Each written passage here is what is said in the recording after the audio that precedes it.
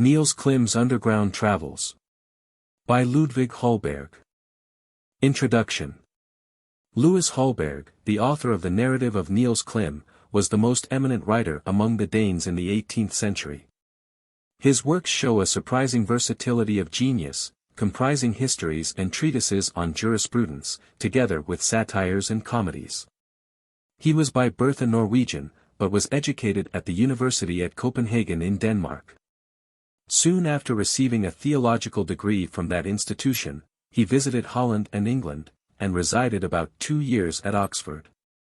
Shortly after his return he published an Introduction to European History, and an Appendix to the Universal History, in which he gives an account of contemporaneous affairs in the principal governments of the world.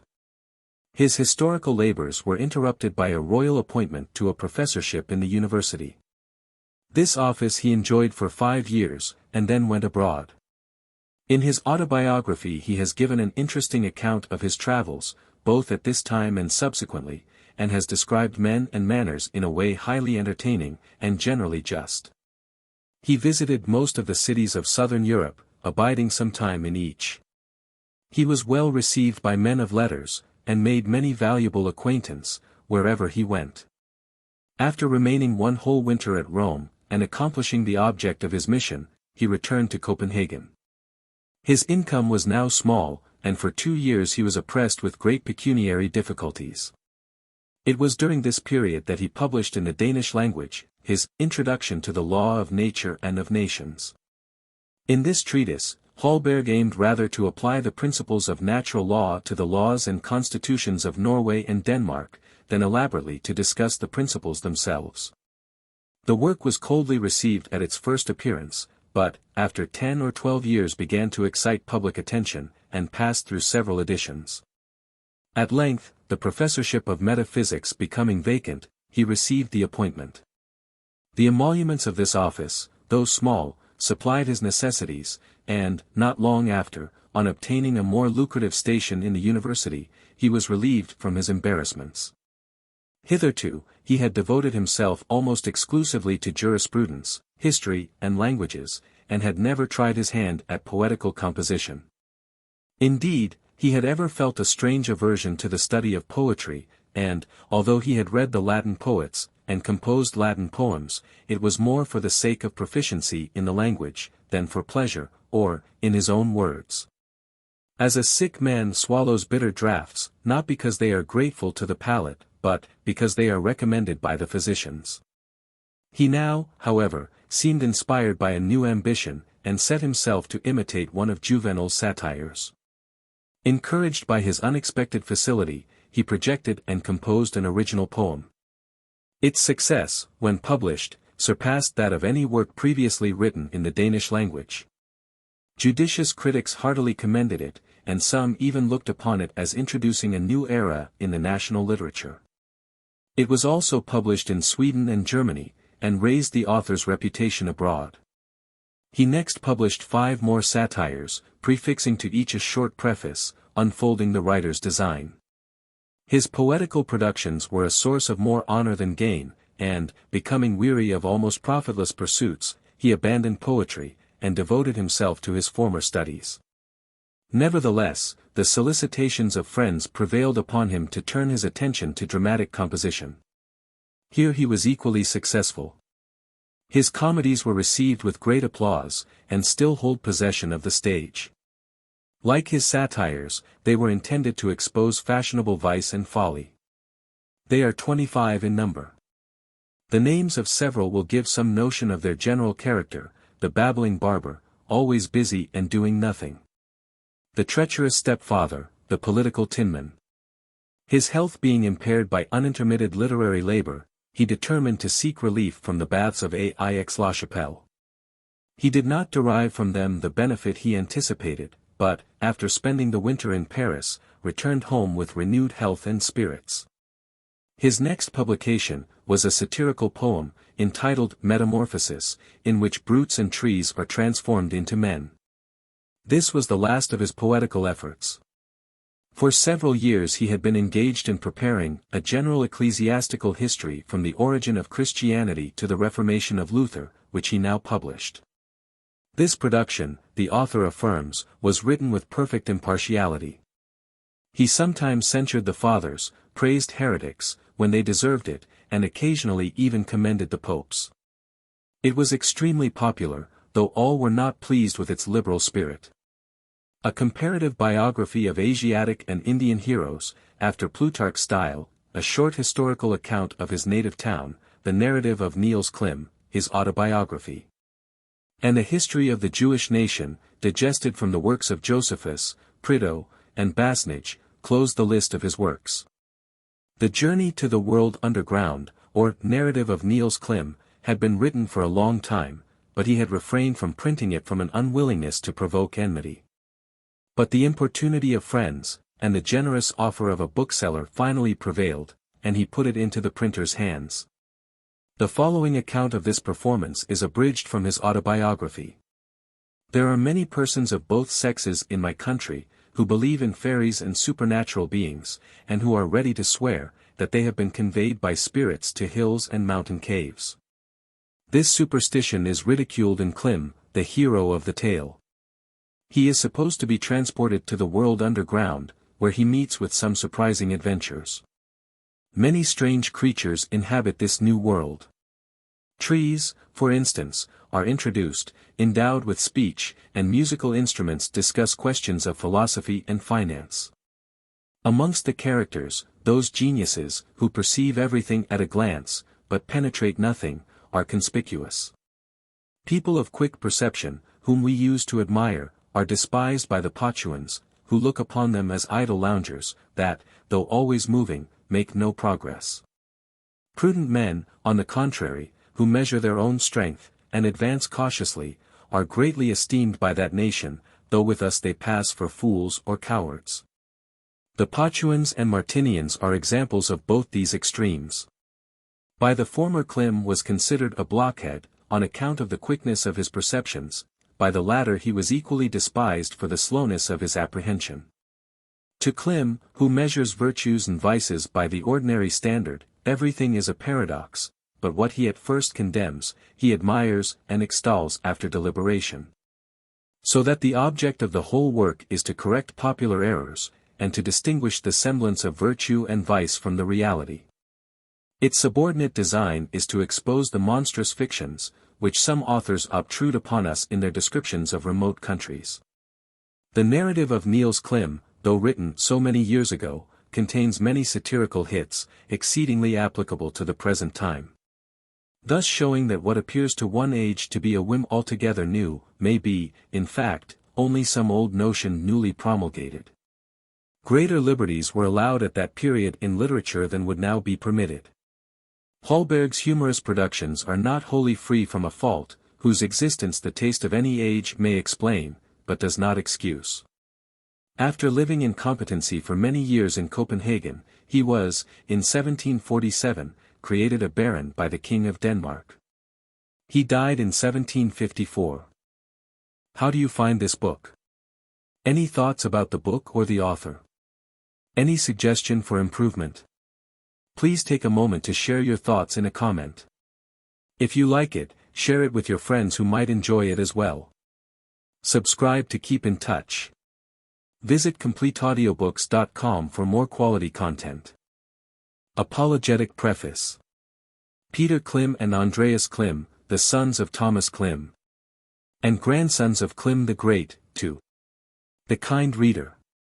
Since it has come to our ears that some persons have doubted the truth of this story, and that, consequently, the publisher of the subterranean voyage has gotten, here and there, a bad reputation, we have, to prevent all false accusations, held it advisable to prefix to this new edition certificates from men whose honesty and sincerity are raised above all distrust, and whose evidence will secure the publisher against all opposition.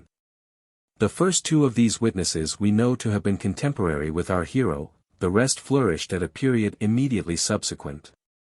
And all are generally known as people venerable in virtue and honesty, whose cool and sound judgments effectually preclude the blandishments of cajolery, while their noble candor and undeviating uprightness forbid the sanction of their names to whatever is, in its nature, deceitful or fictitious. With the testimony of such respectable persons, we shall bind the tongues of all false, prejudiced and sneering critics, and, before these signatures, oblige them to acknowledge their folly and take back their heedless accusations. The certificate sent to my brother and myself reads thus.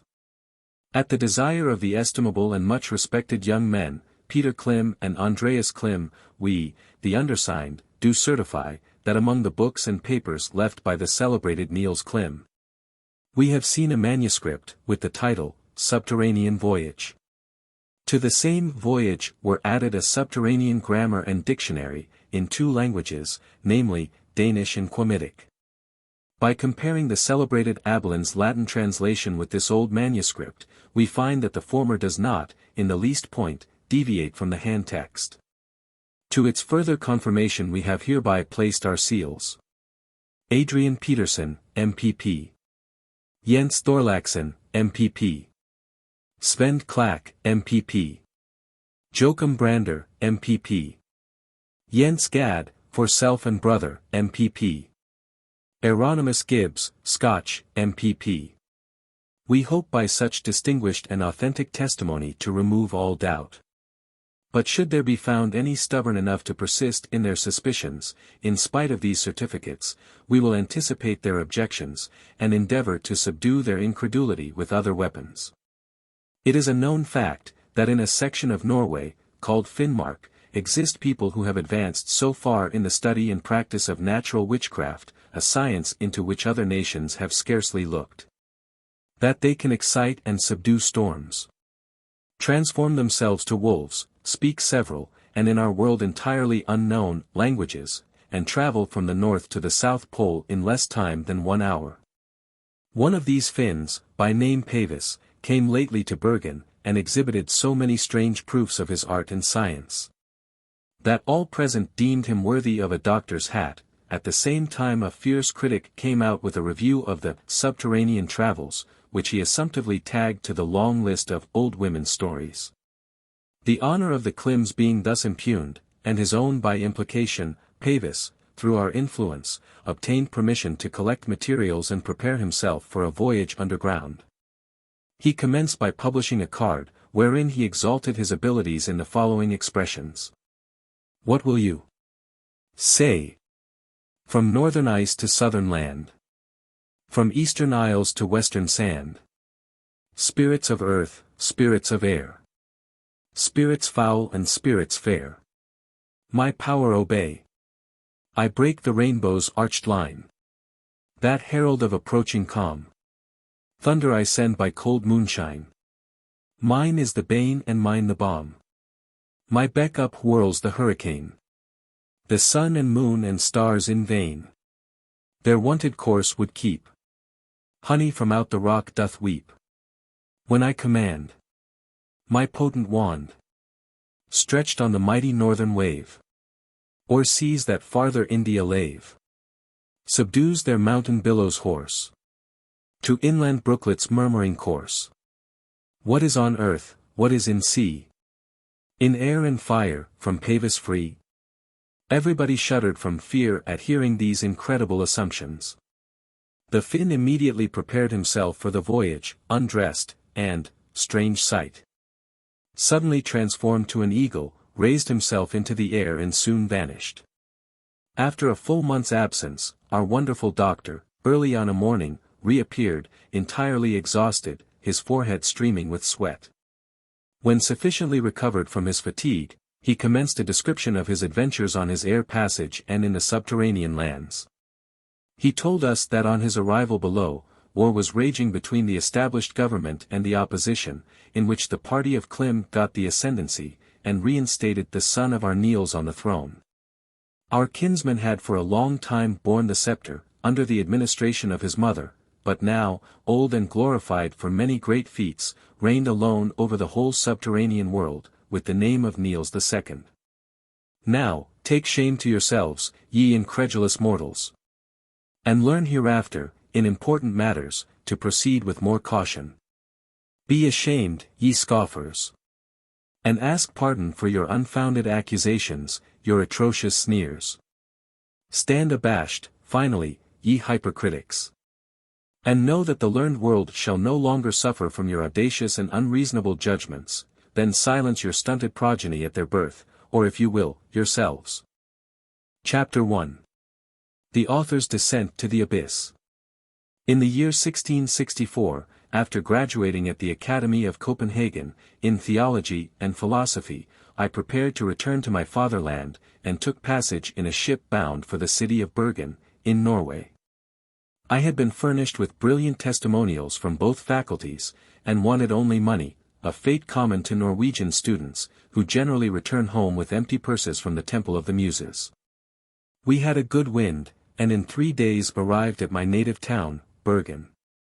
I occupied myself now, in expanding my knowledge of natural philosophy, and for practice, geologically examined the neighboring mountains. On the top of the most interesting of these mountains, interesting I mean to a student, was a remarkable cave, which the inhabitants of the town called Florian.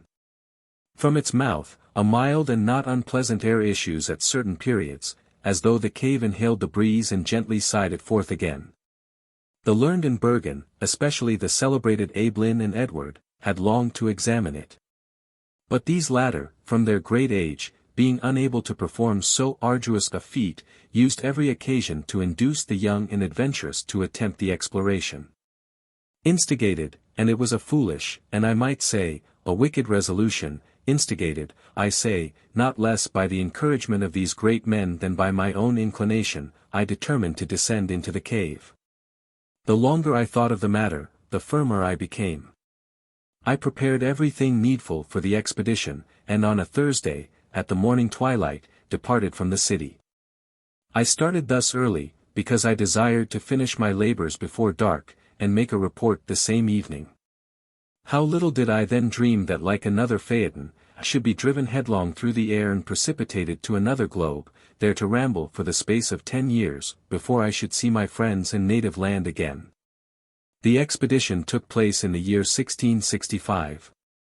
Accompanied by 4 men to carry the necessary implements and assist in letting me down, I ascended the mountain.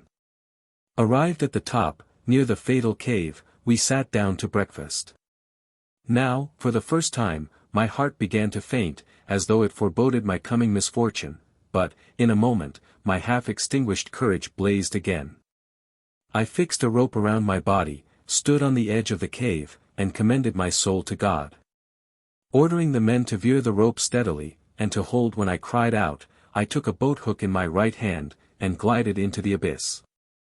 Aided by the pole, I was enabled to keep clear of the jutting points of rock that would have impeded my progress, as well as have wounded me. I was somewhat anxious about the rope, for it rubbed hard against the rocks at the top. And, in fact, I had scarcely descended 20 to 30 feet, when it gave way, and I tumbled with strange quickness down the abyss, armed like Pluto, with a boat-hook, however, in place of a scepter.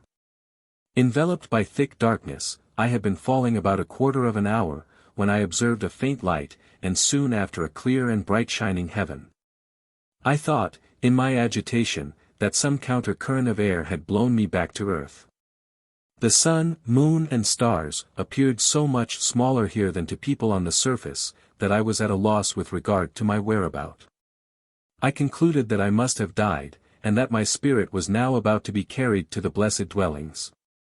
I immediately conceived the folly of this conclusion, however, when I found myself armed with a boat-hook, and dragging behind me a long strip of rope. Well knowing that neither of these were needful to land me in paradise, and that the celestial citizens would scarcely approve of these accessories, with which I appeared, in the manner of the giants of old, likely to attack heaven and eject the gods therefrom. Finally, a new light glimmered in my brain. I must have got into the subterranean firmament.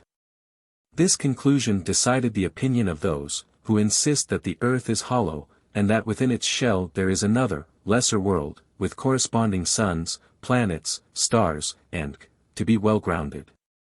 The result proved that I guessed right. The rapidity of my descent, continually augmented for a long time, now began to decrease gradually. I was approaching a planet which I had from the first seen directly before me. By degrees it grew larger and larger, when, penetrating the thick atmosphere which surrounded it, I plainly saw seas, mountains and dales on its surface. As the bold bird, between the billow's top and mountain's summit, sweeps around the muscle-clothed rock, and with light wing sports on the foam, my body hovered. I found now that I did not hang in the atmosphere, buoyed up by the strong current of which I have spoken, but that the perpendicular line of my descent was changed to a circle. I will not deny that my hair rose up on my head in fear. I knew not but that I might be metamorphosed to a planet or to a satellite, to be turned around in an eternal whirl. Yet my courage returned, as I became somewhat accustomed to the motion. The wind was gentle and refreshing. I was but little hungry or thirsty, but recollecting there was a small cake in my pocket, I took it out and tasted it. The first mouthful, however, was disagreeable, and I threw it from me. The cake not only remained in the air, but to my great astonishment, began to circle about me. I obtained at this time a knowledge of the true law of motion, which is, that all bodies, when well balanced, must move in a circle. I remained in the orbit in which I was at first thrown 3 days. As I continually moved about the planet nearest to me, I could easily distinguish between night and day. For I could see the subterranean sun ascend and descend. The night, however, did not bring with it darkness as it does with us. I observed, that on the descent of the sun, the whole heavens became illuminated with a peculiar and very bright light.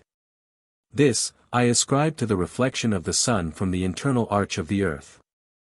But just as I began to fancy myself in the near presence of the immortal gods, about to become myself a new heavenly light and wondered at as a brilliant star, behold, a horrible, winged monster appeared, who seemed to threaten me with instant destruction. When I saw this object in the distance I supposed it to be one of the celestial signs, but when it came near I perceived it to be an enormous eagle, which followed in my wake as if about to pounce upon me. I observed that this creature noticed me particularly, but could not determine whether as a friend or enemy. Had I reflected, I should not have wondered that a human being, swinging round in the air, with a boat hook in his hand, and a long rope dragging behind him, like a tail, should attract the attention of even a brute creature. My uncommon figure gave, as I afterwards understood, occasion for strange reports to the inhabitants on my side of the planet. The astronomers regarded me as a comet, with a very long tail. The superstitious thought my appearance to be significant of some coming misfortune. Some draftsmen took my figure, as far as they could descry it, so that when I landed I found paintings of myself, and engravings taken from them, and hawked about. But to return. The eagle flew towards me and attacked me with his wings very furiously. I defended myself as well as I could with my boat hook, and even vigorously, considering my unstable situation. At last, when he attempted to grapple with me, I thrust the hook in between his wings so firmly that I could not extricate it. The wounded monster fell, with a terrible cry, to the globe beneath. And holding the hook, well tired of my pendant attitude, was dragged to the planet. At first my descent was violent, but the increasing thickness of the atmosphere as I approached the planet, made me sink with an easy and soft fall to the earth. Immediately on touching it the eagle died of its wounds. It was now night, or rather the sun was down, for it was not dark. I could see clearly to read the papers I had in my pocket. The light, as I have already said, comes from the firmament or internal shell of our earth, half of it being brightened at one time like our moon. The only difference between night and day is that the absence of the sun makes the weather a little colder. Chapter 2. The author's arrival at the planet Nazar. My voyage through the air was now ended. I lay for a long time entirely immovable, awaiting my fate with the approach of day. I now observed that the wants and weaknesses of humanity, which, during my passage had ceased, now returned. I was both sleepy and hungry. Fatigued in mind and body I fell into a deep slumber. I had slept, as far as I could judge, about 2 hours, when a terrible roar, which had previously disturbed my slumbers, suddenly waked me. I had dreamed some curious dreams. In one, I thought myself to be in Norway, at the church in my native town, listening to the singing of our clerk, whose voice was really unpleasant from its roughness. My first impression therefore, on recovering myself was, that this man was indulging in an extraordinarily ambitious strain. In fact, on opening my eyes, I saw a huge bull within a few feet of me. At the same moment, a vigorous roar from this animal convinced me that I did not listen to church music. It was now daybreak, and the rising sun began to gild the green oaks and fruitful fields, which, spreading abroad in every direction, astonished my recovered sense. How much greater was my surprise when I saw the trees, of which there were great numbers in my view, move, although not a breeze stirred. The vicinity of the bull not being pleasing to me, I arose and began to ascend a tree which stood near. As I raised myself by its limbs, it gave a low, yet shrill scream, and I got at the same time a lively slap on my ear, which propelled me headlong to the ground. Here I lay as if struck by lightning, about to give up my spirit, when I heard around me a murmuring noise, such as is heard on the exchange when the merchants are assembled. I opened my eyes and saw many trees moving about the field. Imagine my agitation, when one of the trees swept towards me, bent one of its branches, and, lifting me from the ground, carried me off, in spite of my woeful cries, followed by an innumerable number of its companions of all kinds and sizes. From their trunks issued certain articulated sounds, which were entirely incomprehensible to me, and of which I retained only the words, Klimii, on account of their being often repeated. I will here say, these words mean an extraordinary monkey, which creature they took me to be, from my shape and dress. All this, of course, I learned after being some months among them. In my present condition, I was far from being able to conceive of the nature of sensible, speaking trees. In truth, so confounded was I, that I forgot I could speak myself. As little could I understand the meaning of the slow, solemn procession, and the confused murmurs which resounded in the air. I fancied they were reproaching or expressing their contempt of me. I was not far from the truth, for the tree into which I had climbed to escape from the bull, was no less than the wife of the sheriff of the neighboring town, to which they were now taking me a prisoner. The buildings and streets of this town were very handsome and extensive. The houses, from their height, appeared like huge towers. The streets were wide and filled with trees, which swayed about and saluted each other by lowering their branches. The greater this declination, the more expressive was it of respect and esteem. As we passed through a very wide street I saw a tall oak approach a distinguished house, when the trees which escorted me, stepped gracefully back, and bent their branches to the ground. I concluded this must be a more than common personage. In fact, it was the sheriff himself, the very dignitary, whose lady it was insisted I had come too near.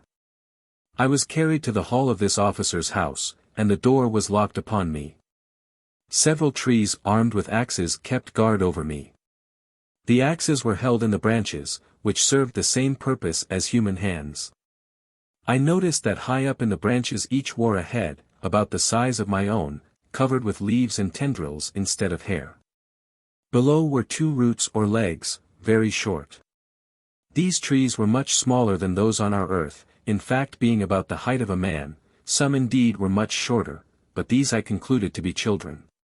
While reflecting on the miserable situation in which I found myself, and weeping over the ill luck of my adventure, my guards stepped up to me and commanded me to follow them.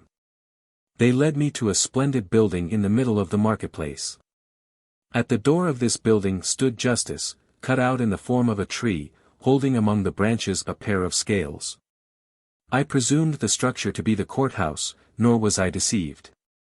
I was carried into a large room, the floor of which was overlaid with glittering marble flags of various colors. At the upper end a golden chair was raised a little above the floor, like a judge's seat.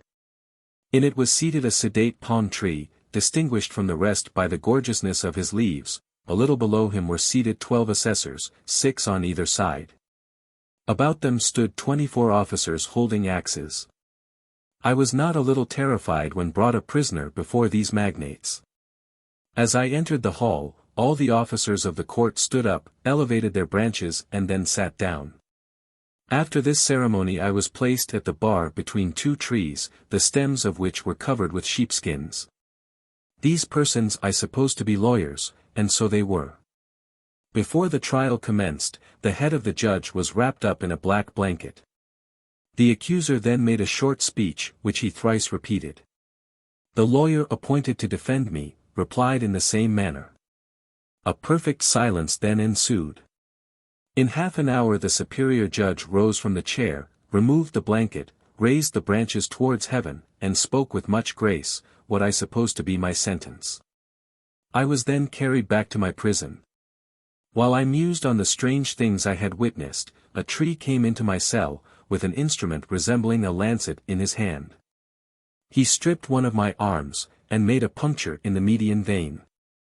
When he had taken from me as much blood as he deemed sufficient, he bound up the wound with great dexterity. He then examined my blood with much attention, and departed silently, with an expression of wonder. This circumstance by no means weakened the opinion which I had for some time entertained, that these people were shallow and foolish. But my judgment proved to be too hasty. When I was better enabled to judge of what passed about me, by acquaintance with the subterranean languages, my contempt was changed to admiration. I will now explain the ceremonies, which to my ignorance seemed ridiculous. From my figure it was concluded that I was an inhabitant of the firmament. I was supposed to have attempted to violate the person of a chaste and virtuous lady, and for this crime I had been taken to the courthouse for trial. The rising of the branches towards heaven was a common ceremony of religion. The lawyers were clothed in sheepskin, to remind them of the attributes of their calling, innocence, faithfulness, and sedateness. The repetition of their speeches was on account of the very slow apprehension and cautious decision of the people, by which peculiarities they were distinguished from all the inhabitants of the subterranean world. But what most excited my curiosity was the history of the supreme judge. This was a virgin, a native of the town, and appointed by the king to the office of kaki, or judge, for her superior virtue and talent. It must be observed that this nation pay no regard to sex in appointments to office, but, after a strict examination, elect those to take charge of affairs who are proved to be the most worthy. Seminaries are established throughout the country, to teach the aspirants to public honors the duties appertaining to the direction of government. The business of the administrators of these colleges is to search closely into the brains and hearts of the young students, and when satisfied with their virtue and ability, to give to the king a list of those fully prepared to fill the public offices. The administrators are called curati. The young virgin of whom I have spoken, had received, for years before from the curati, a certificate for remarkable attainments and virtues, and had been invested with the blanket. This blanket was wrapped about her head during my trial. This precaution, however, is taken only in trials such as mine, in which the occasionally broad nature of the testimony might have a painful effect upon the virgin judge, should her face be exposed to the public gaze. The name of this virgin was Palmka. She had officiated for 3 years with the greatest honor, and was considered the most learned tree in the city. She solved with so much discretion the knottiest questions, that her decisions had come to be regarded as oracles. As Themis' self, with scales of equal weight. She judged with candor both the small and great. The sands of truth she, like the goddess, frees. From falsehood's glitter and from error's lees.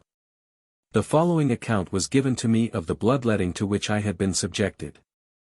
When anyone is proved to be guilty of a crime, he is bled, for the purpose of detecting from the color of the fluid, or blood, how far his guilt was voluntary or otherwise, whether he had sinned through malice or distemper.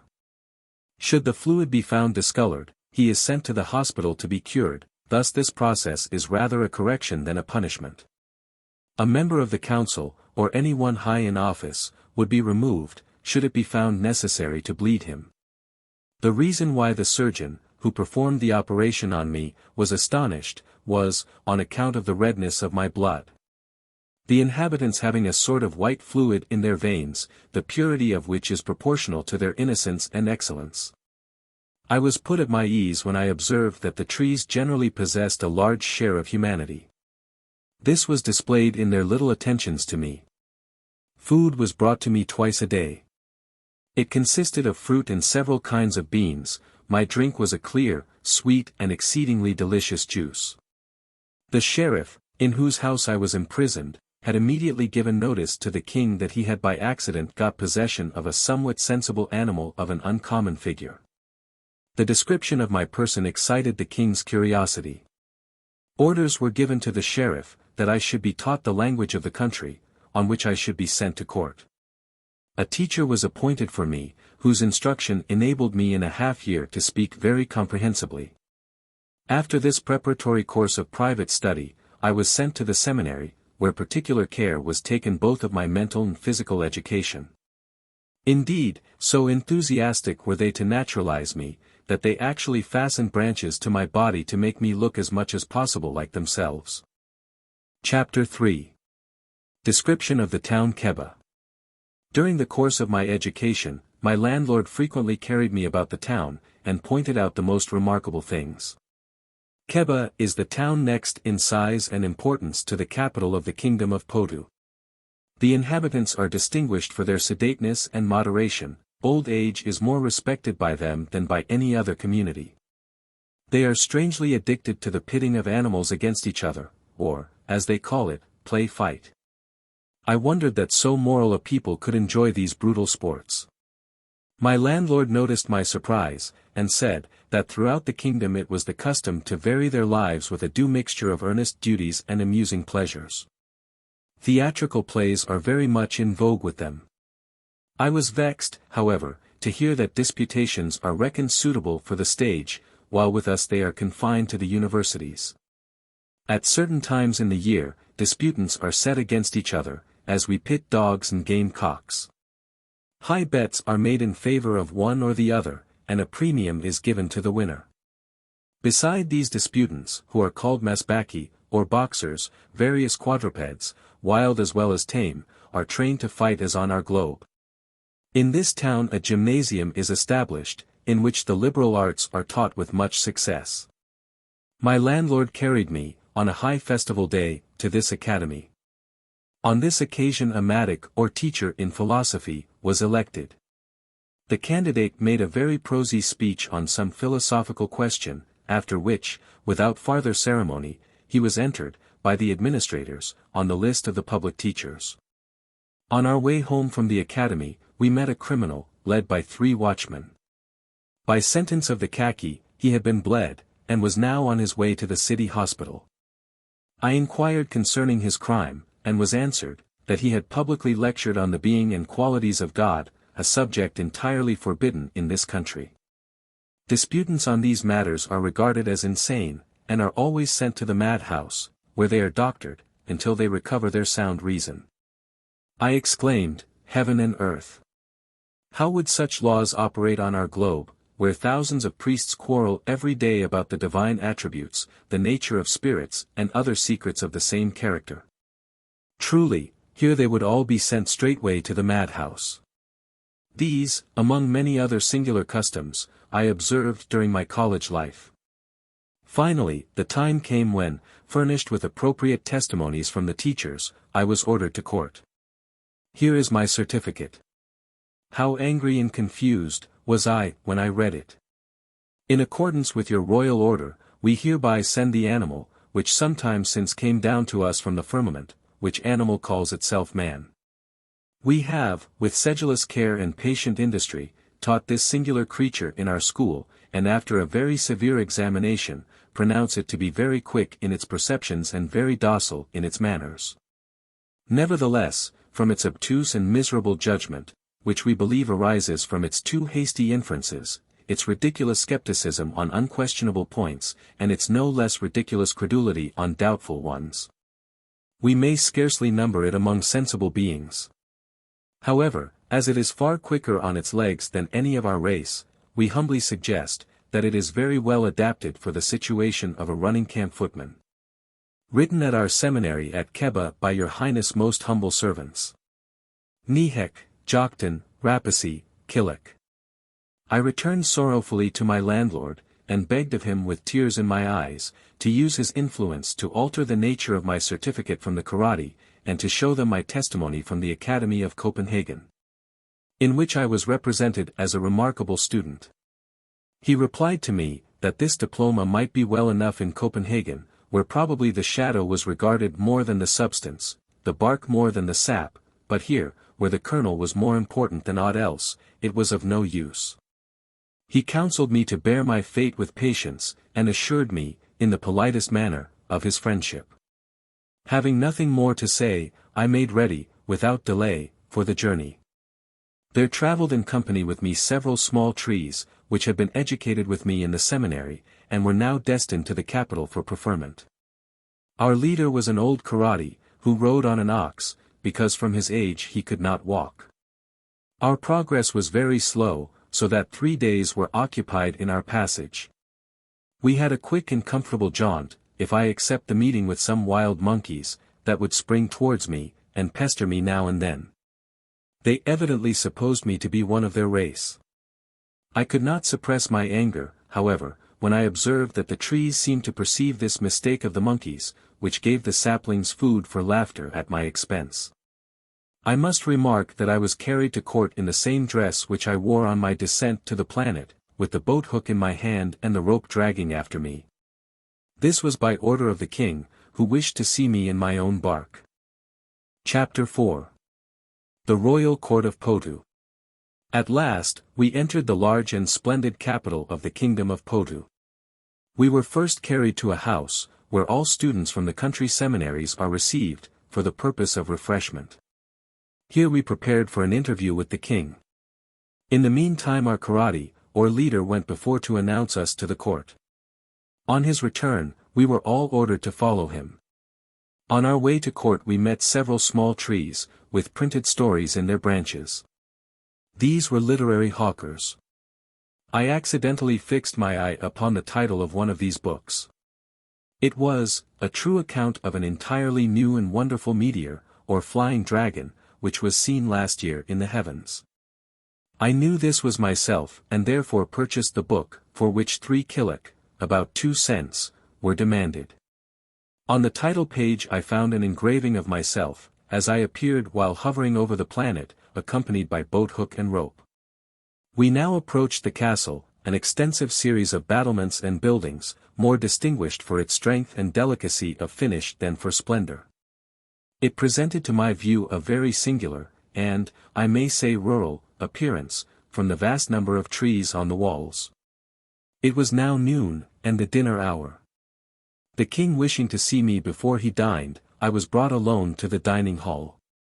The king received me very graciously, uniting in a remarkable degree, while addressing me, mildness of tone with dignity of expression.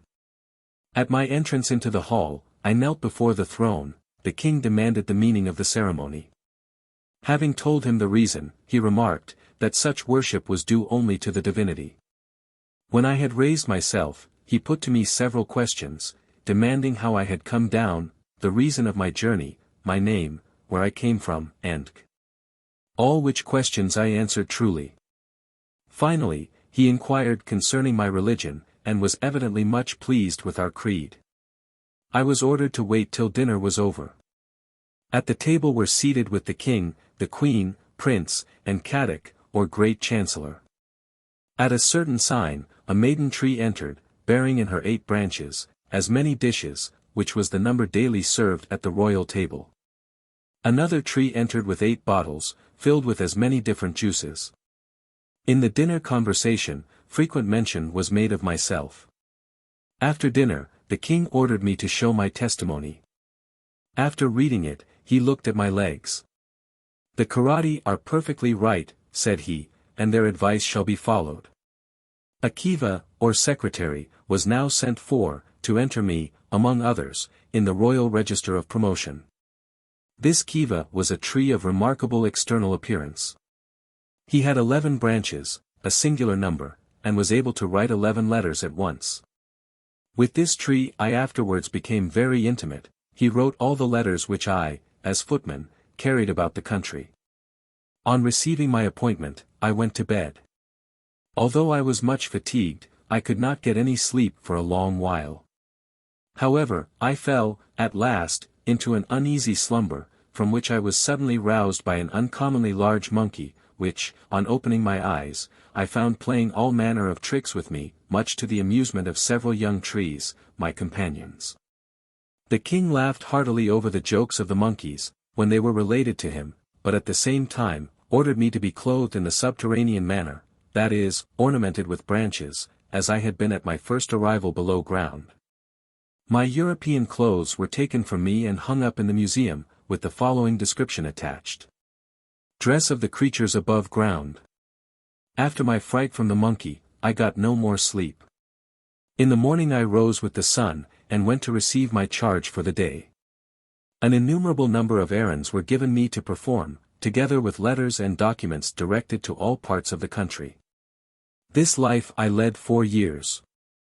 During my rambles I studied the character of the inhabitants, and copied, as far as possible, their habits.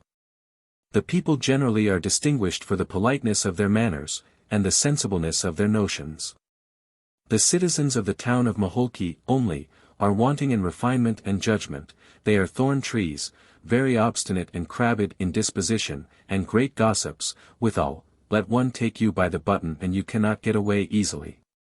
Each province is peopled by its own race of trees, in the country each village has one sect, but the large cities contain a mixed population. I had a good opportunity, as courier general, to observe the peculiarities of these people, and I shall now describe their polity and religion, their laws and sciences. Chapter 5. The Kingdom of Potu and its inhabitants. The Kingdom of Potu is enclosed within very narrow boundaries, and occupies but a small space of the inner globe. The whole planet Nazar is scarcely 600 miles in circumference, and may be traveled over its whole extent without guide or interpreter, for there is but one language throughout. As the Europeans on our globe take the first rank among the nations, so are the Potuans distinguished among the nations of Nazar for their virtue and understanding. The roads are dotted by stone pillars, which, covered with inscriptions, denote every mile, affixed to them are hands pointing the road to every city and village, splendid cities and prosperous villages. The country is intersected by greater and lesser canals, on which boats propelled by oars, skim with wonderful celerity. The oars are driven by self-moving machines, so quietly that very little motion is given to the water. The planet Nazar has the same motion with the earth, and all the peculiarities of the latter planet, night and day, spring, summer, autumn, and winter. The inhabitants consist of oak, lime, poplar, thorn, and pine trees, from which the months, there being 6 in each subterranean year, take their names. The chronology is peculiar, being fixed by remarkable occurrences. Their oldest tradition is, that 3,000 years ago, a mighty comet appeared, immediately after which followed a flood, which swept off all the races of trees, animals, and with the exception of 1 or 2 of each race, who saved themselves upon a high mountain, and from whom descended the present inhabitants. Corn and other grain with the fruits common to Europe, grow here in great profusion. The waters are filled with fish, and upon the banks of the rivers are seated splendid country houses. Their drink is prepared from certain herbs, which bloom at all times of the year. In Potu is established a very useful law called the generation law. This law varies the liberties and advantages of the people according to the number of children each one possesses. Thus, he who is the father of 6 children is exempted from all common and extraordinary taxes. Therefore generation is quite as useful and desirable in this country as on the earth it is burthensome and dangerous. Below ground never was such a thing imagined as a smallpox tax. No one can hold 2 offices at once. It is thought that each office, however small, requires the sole attention of its occupant, and that none should be employed in that which they do not understand. I remember to have heard the philosopher Rikbasi speak thus: every one should know his own talents, and should impartially judge of his own merits and faults, otherwise the actor must be considered more sensible than natural men. For he chooses, not the best part, but that which he can execute best. Shall we allow the actor to be wiser on the stage than we in life? The inhabitants of this kingdom are not divided into classes. Those alone being regarded who are noted for virtue and industry. The highest rank, if rank it may be called, is given to those who possess the greatest number of branches, they being enabled to do the most work. Chapter 6. The Religion of the Potuans. The system of religion in Potu is very simple. It is forbidden, under pain of banishment to the firmament, to explain the holy books. Whoever dares to dispute the being and nature of the deity, is sent to the madhouse and is bled. It is foolish, they say, to attempt to describe that to which our senses are as blind as the eyes of the owl in sunshine. All agree in worshipping a superior being, whose omnipotence has created and whose providence maintains all things. Each one is permitted to think and worship as he pleases. They only who publicly attack the prevailing religion, are punished as peace disturbers. The people pray seldom, but with so ardent a devotion, that a looker-on would think them enraptured during the continuance of the prayer. I told them that it was our custom to pray and sing psalms, while at our domestic duties. This they blamed.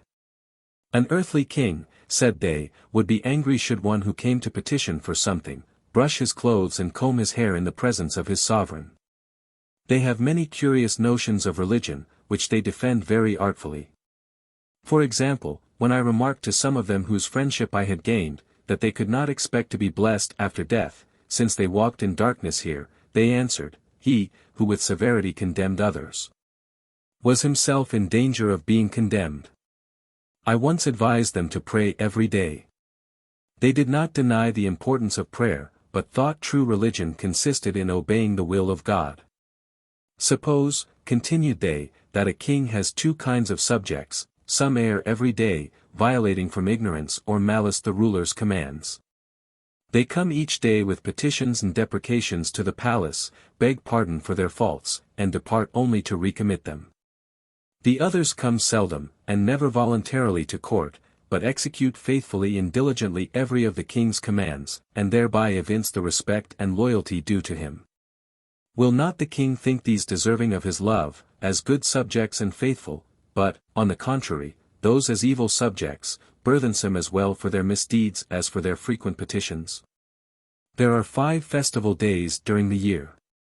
The first of these, which takes place at the beginning of the oak month, is solemnized with great devotion, in dark places, where not a ray of light is suffered to enter, signifying that the being they worship is inconceivable.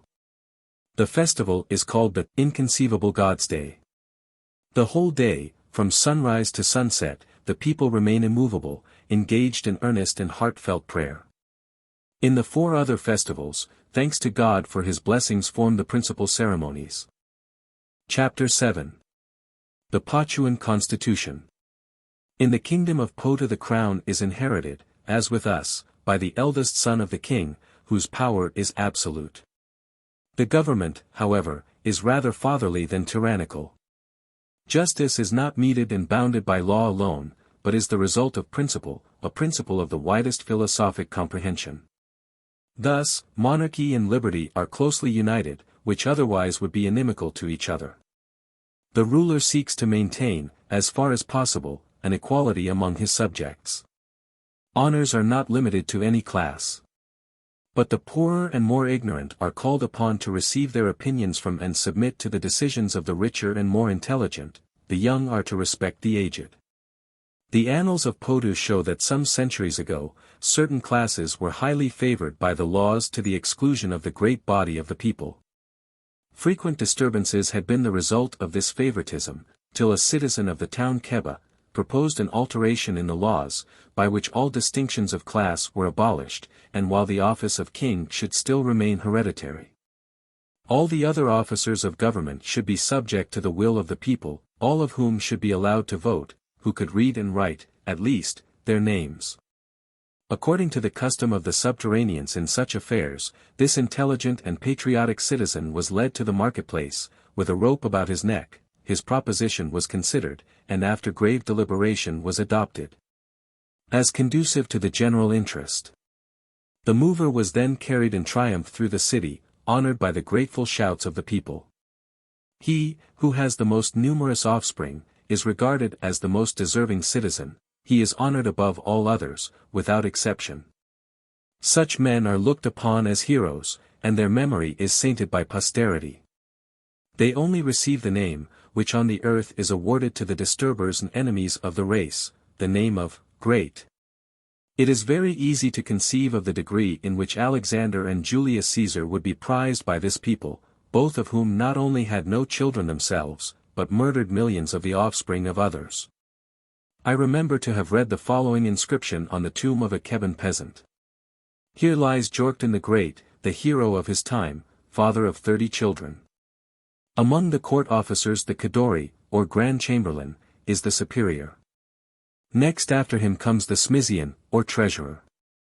In my time, the 7-branched widow, Kahagna, filled the latter place. She was a virtuous and industrious woman, although her duties were many and important, she nursed her child herself. I remarked once, that I thought this to be troublesome and unfit for so great a lady. I was replied to in this wise, for what purpose has nature given breasts to woman? For the ornament of the body alone, or for the nourishment of their children? The crown prince was a child of 6 years, his governor was the wisest tree in the kingdom.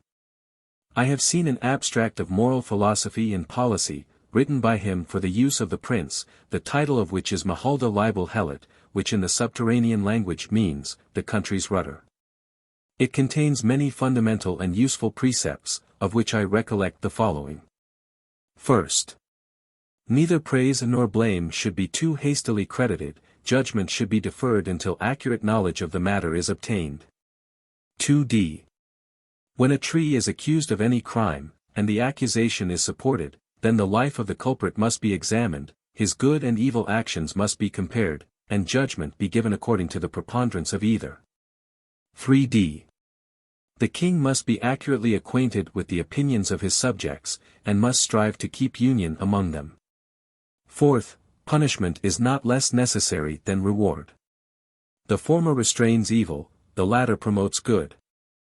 5th. Sound reason teaches that a special regard should be had to the fitness of candidates to public offices. But, though piety and honesty go to form the greatest merit, yet, as the appearance of these virtues is often imposed on us for the reality, no tree should be severely judged till he gets into office, when he will show himself what he is. 6th. To make a treasurer of a poor man, or a bankrupt, is to make a hungry wolf purveyor of the kitchen. The case of a rich miser is still stronger, the bankrupt or the penniless may set bounds to their peculation, the miser never has enough. 7th. When the prevalence of vice renders a reformation necessary, great care and deliberation must be used. To banish at once, and in a mass, old and rooted faults, would be like prescribing laxative and restringent medicines at the same time to an invalid. 8th. They who boldly promise everything, and take upon themselves many duties, are either fools who know not their own powers or the importance of affairs, or are mean and unjust citizens who regard their own and not their country's welfare. Chapter 8. The Academies of Potu. In this kingdom are 3 academies, one in Potu, one in Keba, and one in Naami. The sciences taught in them are history, political economy, mathematics, and jurisprudence. Their theological creed is so short that it can be written on 2 pages. It contains this doctrine simply, that God, the Creator of all things, shall be loved and honored. And that He will, in an other life, reward us for our virtues and punish us for our vices. Theology forms no part of an academical course, as it is forbidden by law to discuss these matters. Neither is medicine numbered among the studies. For, as the trees live moderately, there is no such thing as internal disease. The students are employed in solving complicated and difficult questions, and he who most elegantly and clearly explains his question, is entitled to a reward. No one studies more than one science, and thus each gets a full knowledge of his peculiar subject. The teachers themselves are obliged to give, each year, a proof of their learning. The teachers of philosophy are required to solve some problem in morals, the historians, to elaborate some passage in history, the jurists, to elucidate some intricate point of law. These last are the only professors expected to be good orators. I told them that the study of rhetoric was common to all students in our colleges, and that all studies were merged in it. They disapproved of this, saying, that should all mechanics strive to make a masterly shoe, the work of most would be bad, and the shoemakers alone would win the prize. Besides these academies, there are preparatory gymnasiums, where great pains are taken to discover the bent of the young, that they may be brought up in that science to which they are best fitted. While I was at the seminary of Keba, the bishop had 4 sons there, preparing for a military course, 4 others, whose father was a counselor, were learning mechanical arts, and 2 maidens were studying navigation. The rank and sex of the scholars are entirely overlooked, in their regard to fitness and propriety. He who challenges another to fight, loses forever his right to use weapons, and is condemned to live under guardianship, as one who cannot curb his passions or temper his judgment. I observe that the names of parties who go to law, are kept secret from the judge, he not being an inhabitant of the place where the trial is carried on. The object of this singular law is to prevent all partiality and bribery on the part of the judge, by withholding from him all knowledge of the influence or property of the litigants. Justice is executed without regard to persons. The king, indeed, is not required to appear in court, but after death, his memory is put to the bar of public opinion, and his life is vindicated or condemned through the people's advocates. This trial takes place before the Senate, and judgment is freely pronounced according to the weight of the evidence. A herald proclaims the decision, which is inscribed on the king's monument. The words used in these trials are praiseworthy, good, not bad, moderate, tolerable. Sentence must be pronounced by one of these words. The Potuans give the following reason for this custom. The living king cannot be brought to justice without causing rebellion. As long as he lives, the people owe to him blind obedience and constant reverence.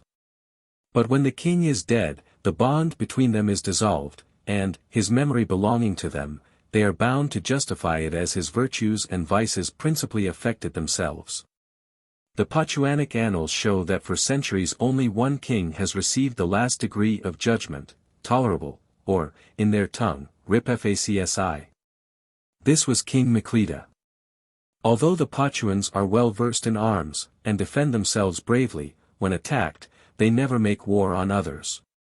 But this king, excited by a miserable desire to extend the borders of his empire, entered into an offensive war with his neighbors, and subdued many of them.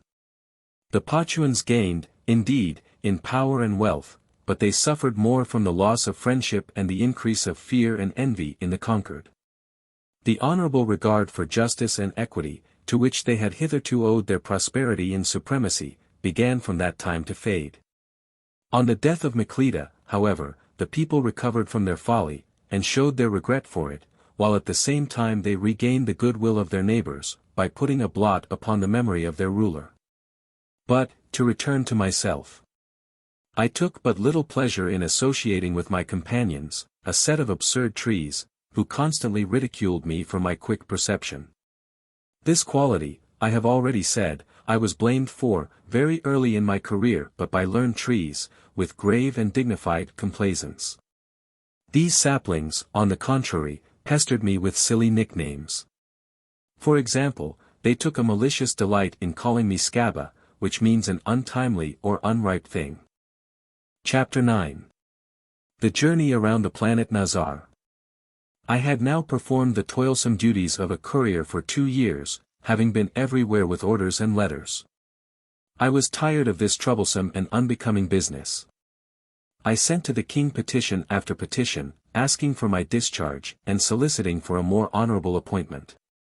But I was repeatedly refused, for His Majesty did not think my abilities would warrant promotion.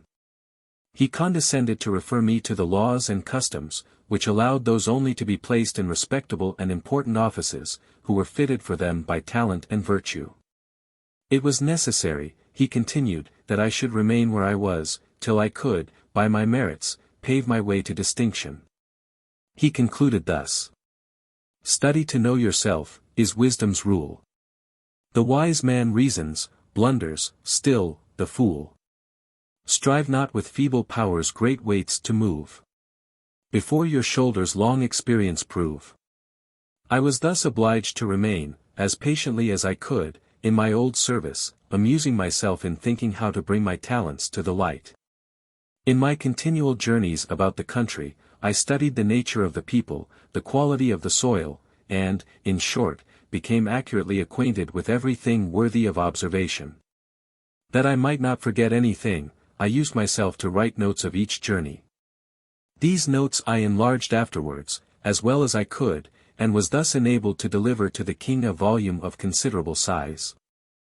I soon observed that this work was far from being displeasing to his majesty.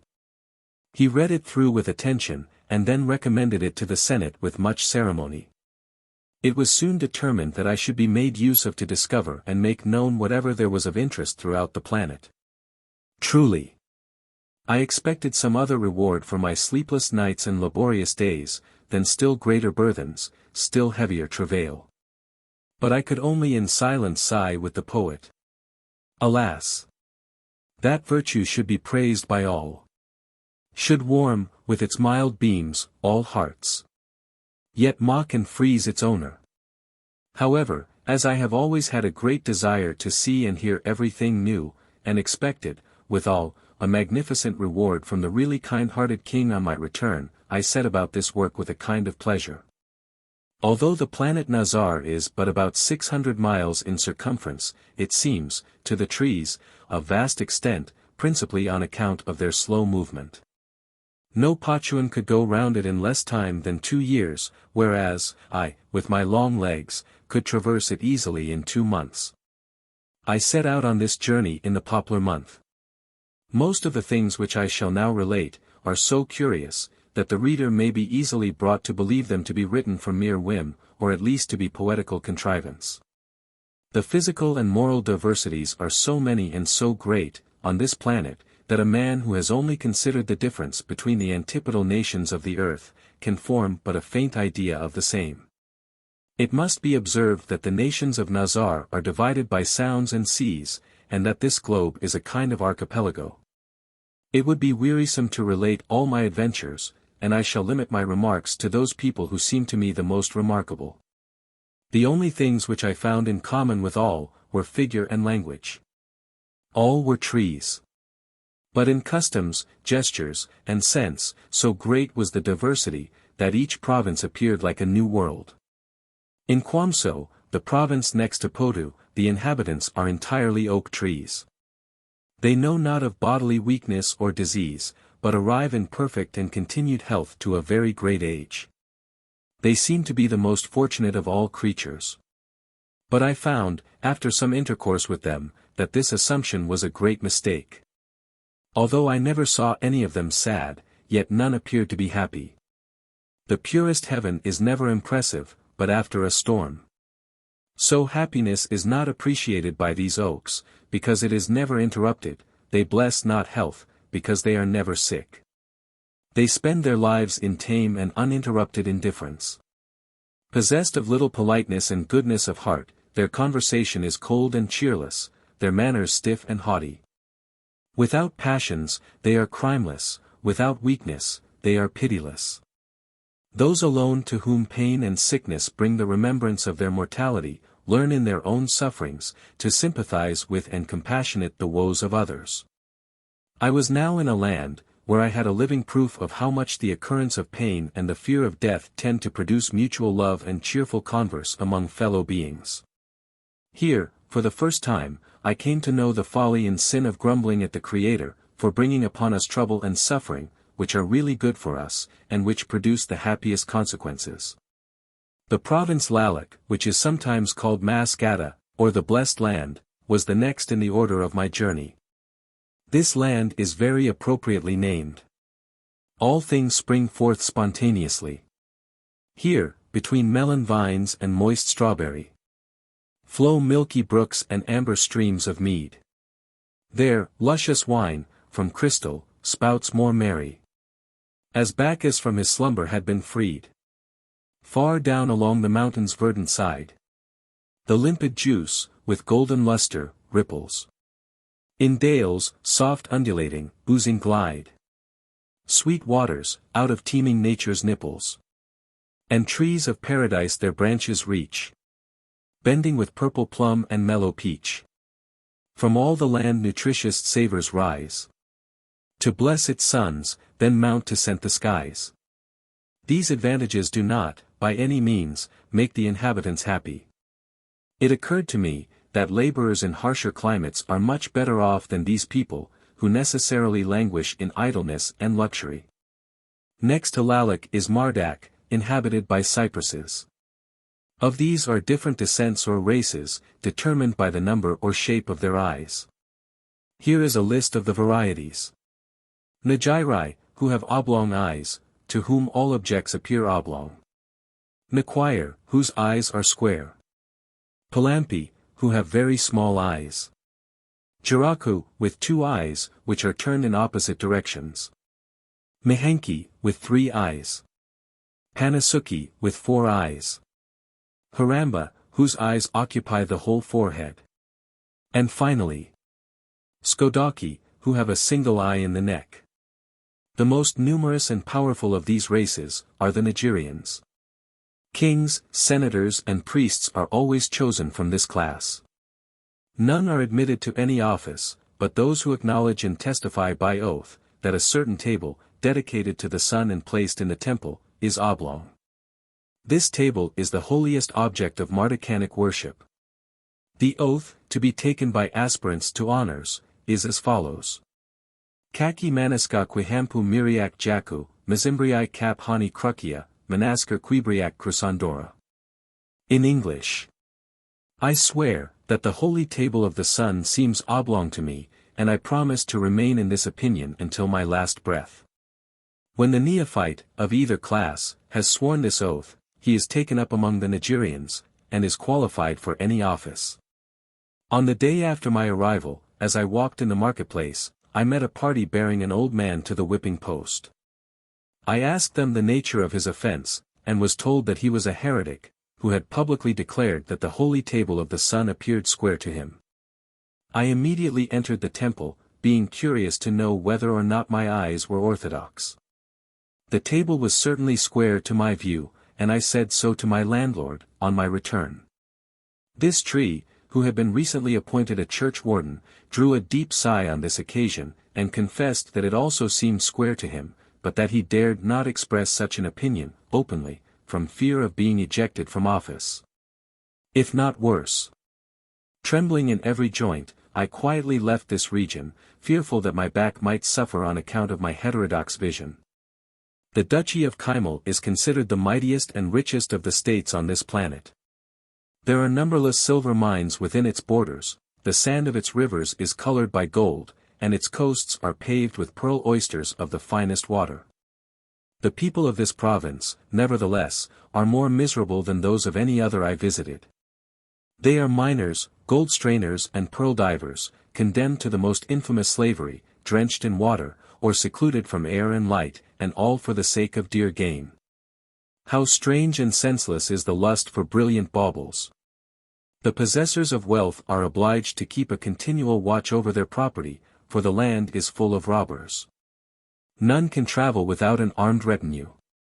Thus, this people, on which their neighbors look with longing eyes, should deserve pity rather than excite envy. Fear, mistrust and jealousy rage in all hearts, each regards his neighbor as an enemy. Sorrows and terrors, sleepless nights, pale faces and trembling hands are the fruits of that very wealth, which their neighbors look upon as the greatest good.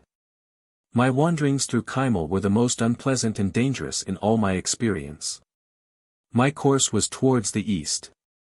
I journeyed among many people, who were generally polite and social, but whose customs were not singular enough to merit particular attention. I had much cause to wonder, when I came among the Kwambojas, in whom nature was entirely perverted. The older these people grow, the more lustful they become. Rashness, lasciviousness and roguery increase with years. None are suffered to hold offices after the 40th year. At this age, the wildness and moral insensibility of boyhood begins, the sports of childhood, only, are tolerated. The tree becomes a minor, and is placed under the guardianship of his younger relations.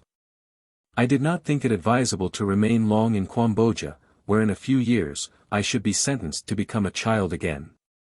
I witnessed a perversion of a different kind in Koklaku.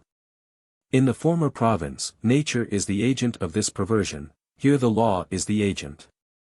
The Koklikuans are juniper trees. The males alone cook and perform all domestic duties. In time of war, they serve in the army, but always in the ranks. To the females are entrusted all civil, divine and military offices. The females reason thus: the males are endowed with greater bodily strength, and greater powers of endurance. Therefore, it is clear that nature intended them to do all the work. But this will keep them so busy, that they will not have time to think. Moreover, as continual physical labor degrades the mind, if they should presume to think, their thoughts would be puerile, and practically useless. Therefore, it is plain, that to the females belongs the direction of affairs. The lady of the house may be found in the study with books and papers about her, while the master is in the kitchen cooking and washing. I saw many mournful effects of this inconsistent custom. In other places, females are to be found, who bring their chastity to market and trade with their charms. Here the young males sell their knights, and for this end congregate in certain dwellings, before which signs are hung out. When these males get to be too troublesome, they are punished as prostitutes are elsewhere. Females stroll about the streets, beckon to the men, stare at them, whistle and cry psh to them, chuckle them under the chin and do all manner of tricks, without the least sense of shame. These females boast of their victories, as dandies, with us, plume themselves on their intimacy with ladies, whose only favor may have been a sharp box on the ear. None are here blamed for besieging a young male with love letters and presents. But a young fellow would be looked upon as having outraged all decency, should he stammer out a faint yes, to the first entreaty of a young female. At the time I was in the country a terrible commotion arose on account of the violation of a senator's son by a young virgin. She was generally condemned for this high-handed and abominable action. The friends of the youth insisted that she should be prosecuted, and if the crime were proved, sentenced to mend the young fellow's honor by marrying him. Especially as it could be sworn to that he had lived a pure and virtuous life till this libertiness had seduced him. Blessed Europe! I exclaimed on this occasion, thrice blessed France and England! Where the names, weaker sex, frail vessels, are no idle names, where the wives are so entirely subjected to their husbands that they seem to be rather machines or automatons than creatures endowed with free will and noble aspirations. The most splendid building in Coquelicot is the Queen's harem, in which 300 beautiful young fellows are shut up for life. So jealous is the Queen, that no female is allowed to approach the walls within 100 yards.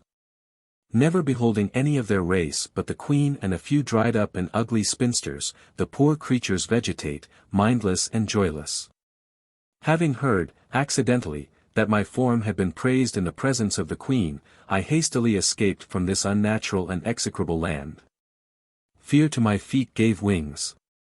Continuing my course still to the east, I came to the philosophical land, as its inhabitants, who are principally engaged in the study of philosophy in the sciences, vaingloriously call it.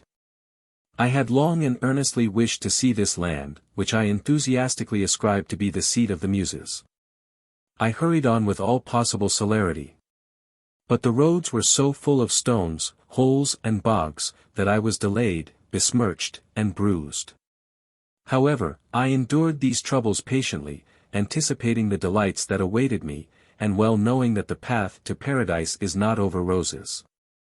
When I had struggled onward for an hour I met a peasant, of whom, after saluting him, I demanded how far distant the borders of Mascadia were.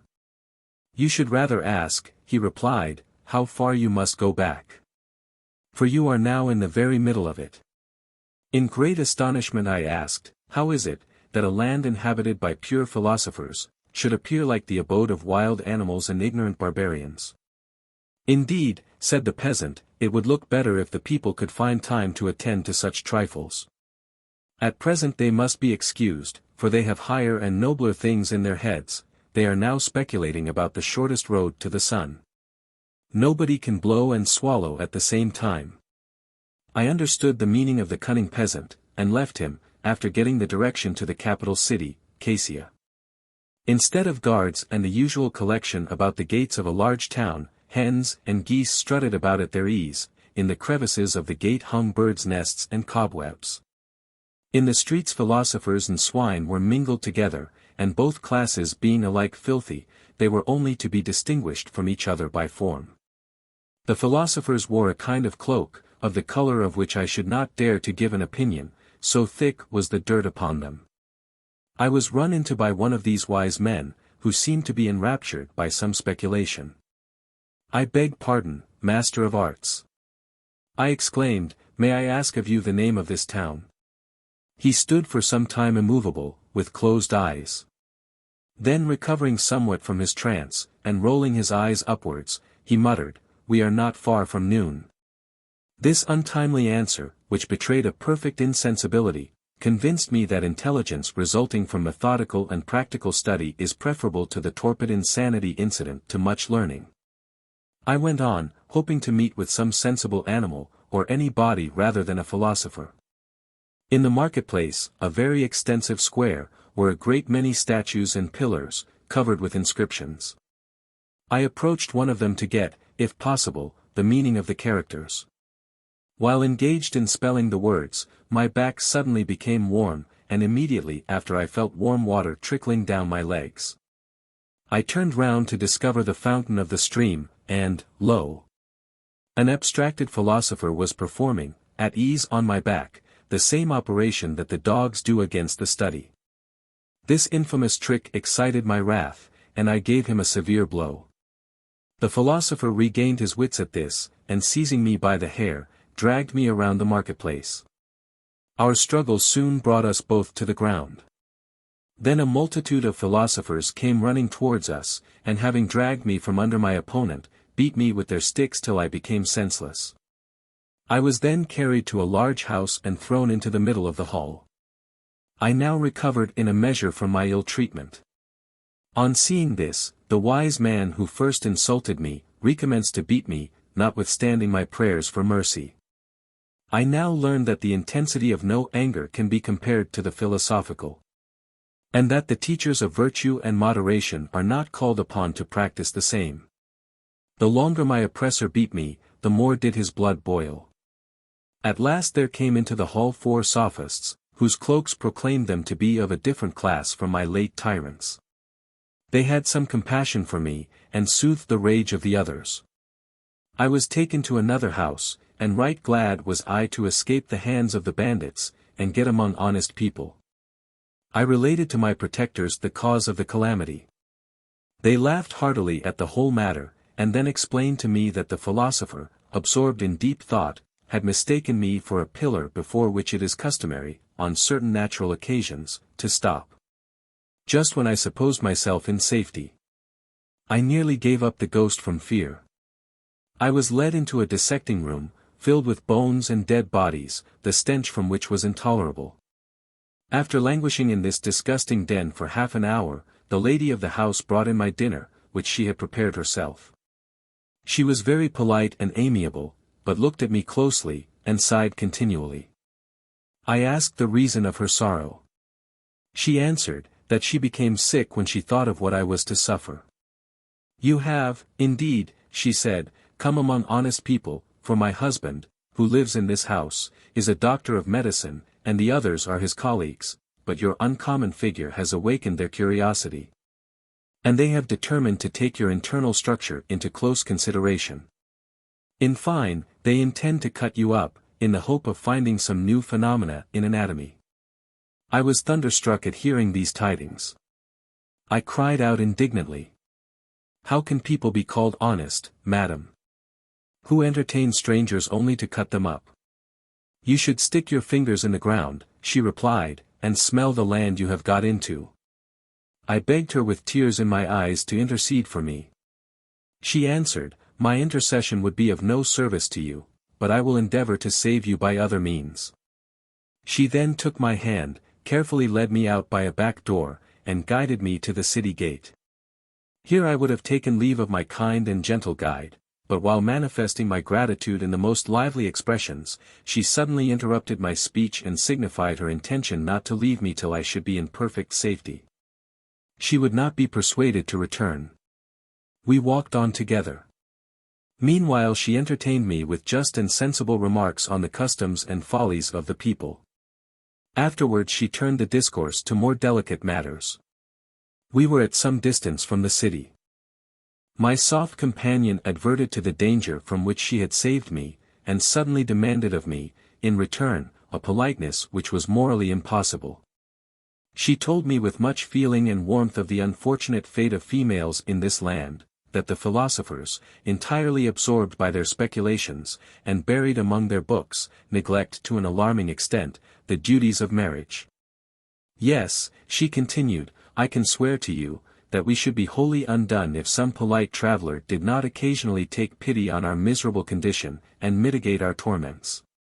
I pretended not to understand her meaning, and showed the usual commonplace and complacent sympathy. But my coolness was as oil to the flame. I increased my pace. The poor lady, whose heart had hitherto been subjected to the sweet-smiling goddess, now changed to a fury. I fled from my new danger. Fear and length of legs enabled me to outstrip her. Mingled with her shrieks, opprobrious epithets fell fast. The last I could distinguish were, kaki spalaki, ungrateful hound. I passed on to other provinces, in which I found but little uncommon and peculiar. I now thought that I had seen all the wonders of Nazar. But when I came to the land of Quebec, more curious and more incredible things were disclosed to my gaze. Among the Quebecans there is a certain class without heads. These are born without that appendage. They speak through a hole in the middle of the breast. On account of this natural defect, they are generally excluded from offices where brains are thought to be useful.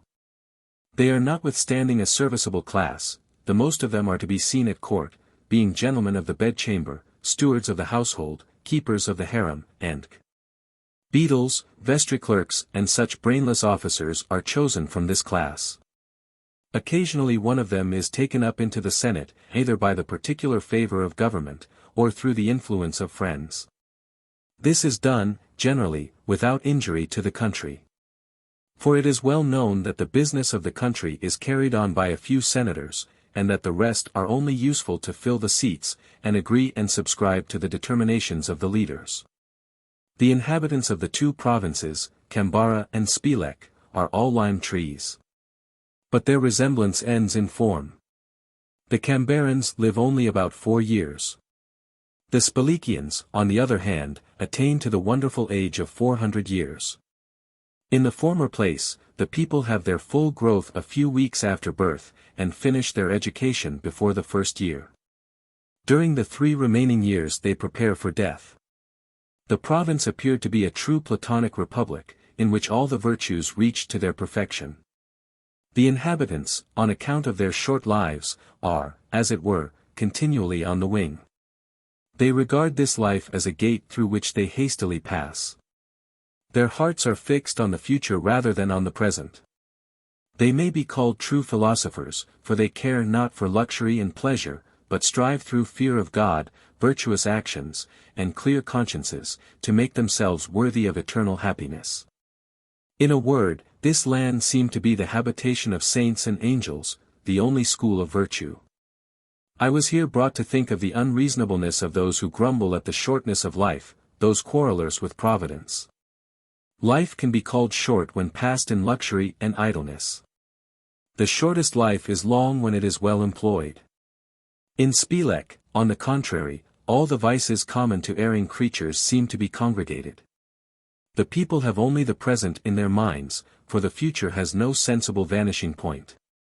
Sincerity, honesty, chastity and decency have taken flight to give place to falsehood, lasciviousness, and bad manners. I was happy to get away from this province, although I was obliged to traverse desolate and rocky regions which lay beyond it. These deserts separate Spilek from Spalunk, or the innocent land. This name is obtained from the meekness and innocence of the inhabitants. These are all stone oaks, and are thought to be the happiest of all sensible beings. They are not subject to any agitation of mind, and are free from all vices. Free, of compulsion ignorant, did all obey the simple rules of nature. Justice easy, and virtue unadorned they practiced, for unknown were punishment and fear. On no holy stone were menaces engraved, no holy table declared the thunders of the law. None trembled at the ruler's frown or nod, but, without guard, with sharpened steel on shoulder ready poised, or castled wall bristling with murder's tools, were all ranks safe.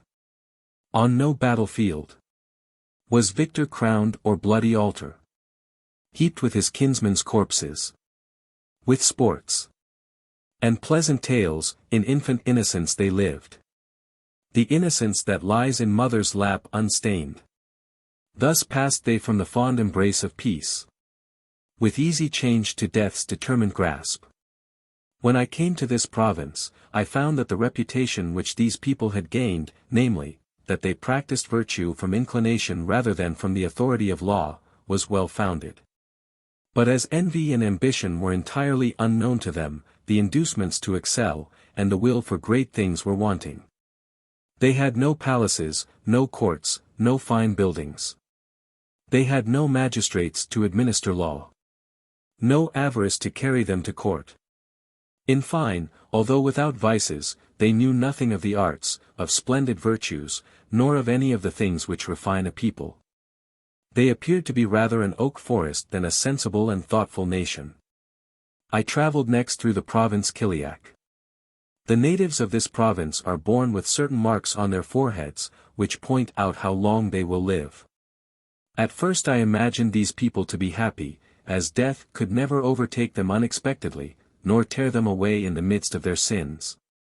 But as each one knows on what day he shall die, it is usual to postpone repentance till the last hour. They only are really pious who begin to sing their death song.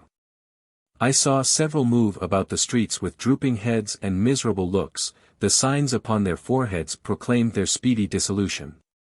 They counted their remaining hours and minutes upon their fingers, and regarded with horror the rapidity of time. The Creator's wisdom and goodness to us in this respect became obvious to me in this land. I could no longer doubt that it is better for us to be ignorant of the future. From Kiliak I sailed over a black sound to the kingdom of Askarak. Their new wonders greeted me. While in Quebec, people are to be seen without heads, here, on the contrary, individuals come into the world with 7 heads. These are great universal geniuses. In former times, they were worshipped with almost divine veneration, and were made senators, chief magistrates, and as they had as many plans and expedients as heads, they executed with zeal and rapidity many different things, and while the government was in their hands, there was nothing left unchanged. But as they made several sets of ideas effective at once, it happened, very naturally, that these ideas came in contact with each other. At last, they mingled together so intricately, that the 7-headed geniuses could not discriminate in from out. The affairs of government became so disordered that centuries were required to restore them to the simplicity from which these all-knowing magistrates had brought them. A law had been established, before I went there, by which all 7-headed people were excluded from important offices, and the administration of government was given to simple and ordinary persons, that is, persons with but 1 head. The many-headed now occupy the same places as the headless of Quebec. Beyond Askarak, and separated from it by extensive deserts, lays the duchy of Bostanki. The Bostankins resemble the Potuans in their external form. Their internal construction is very singular. The heart is placed in the right leg, so that it may be literally said of them, that their hearts are in their breeches. They are notorious for being the greatest cowards among all the inhabitants of Nazar. Angry, from faintness and fatigue, I came to a tavern near the city gates. I could not abstain from growling at the landlord because he could not provide what I called for. The poor fellow fell on his knees before me, begged my pardon amid tears and groans, and held his right leg towards me that I might feel how his heart beat. At this I laughed, and almost forgot to be angry. I wiped the tears from the poor sinner's eyes, and told him not to be afraid. He rose up, kissed my hand, and went out to prepare my food. Not long after, I heard lamentable cries and howls in the kitchen. I hastened thither, and to my great astonishment, saw the humble and trembling Monsieur Poltroon engaged, very valiantly, in beating his wife and servant girls. When he perceived me he took to flight. I turned to the weeping wife and girls and demanded what could have excited such terrible anger in my lamb-like host. They stood for some time, silently, with their eyes fixed on the ground. At length, the wife replied in the following words, "You do not seem, dear stranger, to have much knowledge of human nature. The citizens of this place, who dare not look at an armed enemy, and, at the least noise, creep like mice into holes, hector in the kitchens, and tyrannize over us feeble women. Thoroughly disgusted by the mean and cowardly spirit of this people, I hired a boat to go to Nicolai. On landing I missed my outer coat, which I recollected to have put in the boat at starting. After quarrelling a long time with the boatman, who denied all knowledge of it, I went to a magistrate and related the whole matter to him. I asserted that I had at least a right to demand my own property, if I could not sue at law one with whom I had entrusted my goods. The boatman still denied the theft, and required that I should be punished for wrongly accusing him. In this doubtful case, the court demanded witnesses. This demand I could not answer, but proposed that my opponent should take oath on his innocence. At this proposal the judge smiled and said, "In this land, my friend, there is no weight in religious confirmation. The laws are our gods. Proof must, therefore, be given in a formal manner, by witnesses or written documents. Whoever cannot do this not only lose their case, but are subject to punishment for malicious accusation. Prove your case by witnesses, and you will get your own again." I lost my case, but from regard to the hospitality due to strangers, was not punished. I had far more reason to pity this people than to regret my own loss. How weak is that society which relies for its safety on bare human laws! It is like a city built on a volcanic mountain. Little firmness has that political structure which rests not on the foundation of religion. Leaving this atheistic land, I crossed a very high mountain to Bragmat, which lays in a dale at the foot of the mountain. The people of this city are juniper trees. The first that I met rushed towards me, and pressing with the weight of his body, felled me to the ground. When I demanded the reason of this rough salutation, he begged my pardon in the most polite and elegant expressions. A few minutes after, another struck me in the side with a hedge-pole, and likewise excused his carelessness in a pretty speech. I thought they must be blind, and gave to all I passed a very wide berth. I was afterwards informed that some among them were possessed of a very sharp sight, so that they can behold objects far beyond the view of others, but they could not see what was directly before them. These sharp-sighted people are called Makkadi, and are, most of them, adepts in astronomy and transcendental philosophy. I passed through several other provinces, in which I found nothing worthy to be recorded in this history, and returned to Potu after an absence of 2 months. I entered the city of Potu on the 10th day of the Ash month. The first thing I did was to deliver my journal to the king, who ordered it to be printed.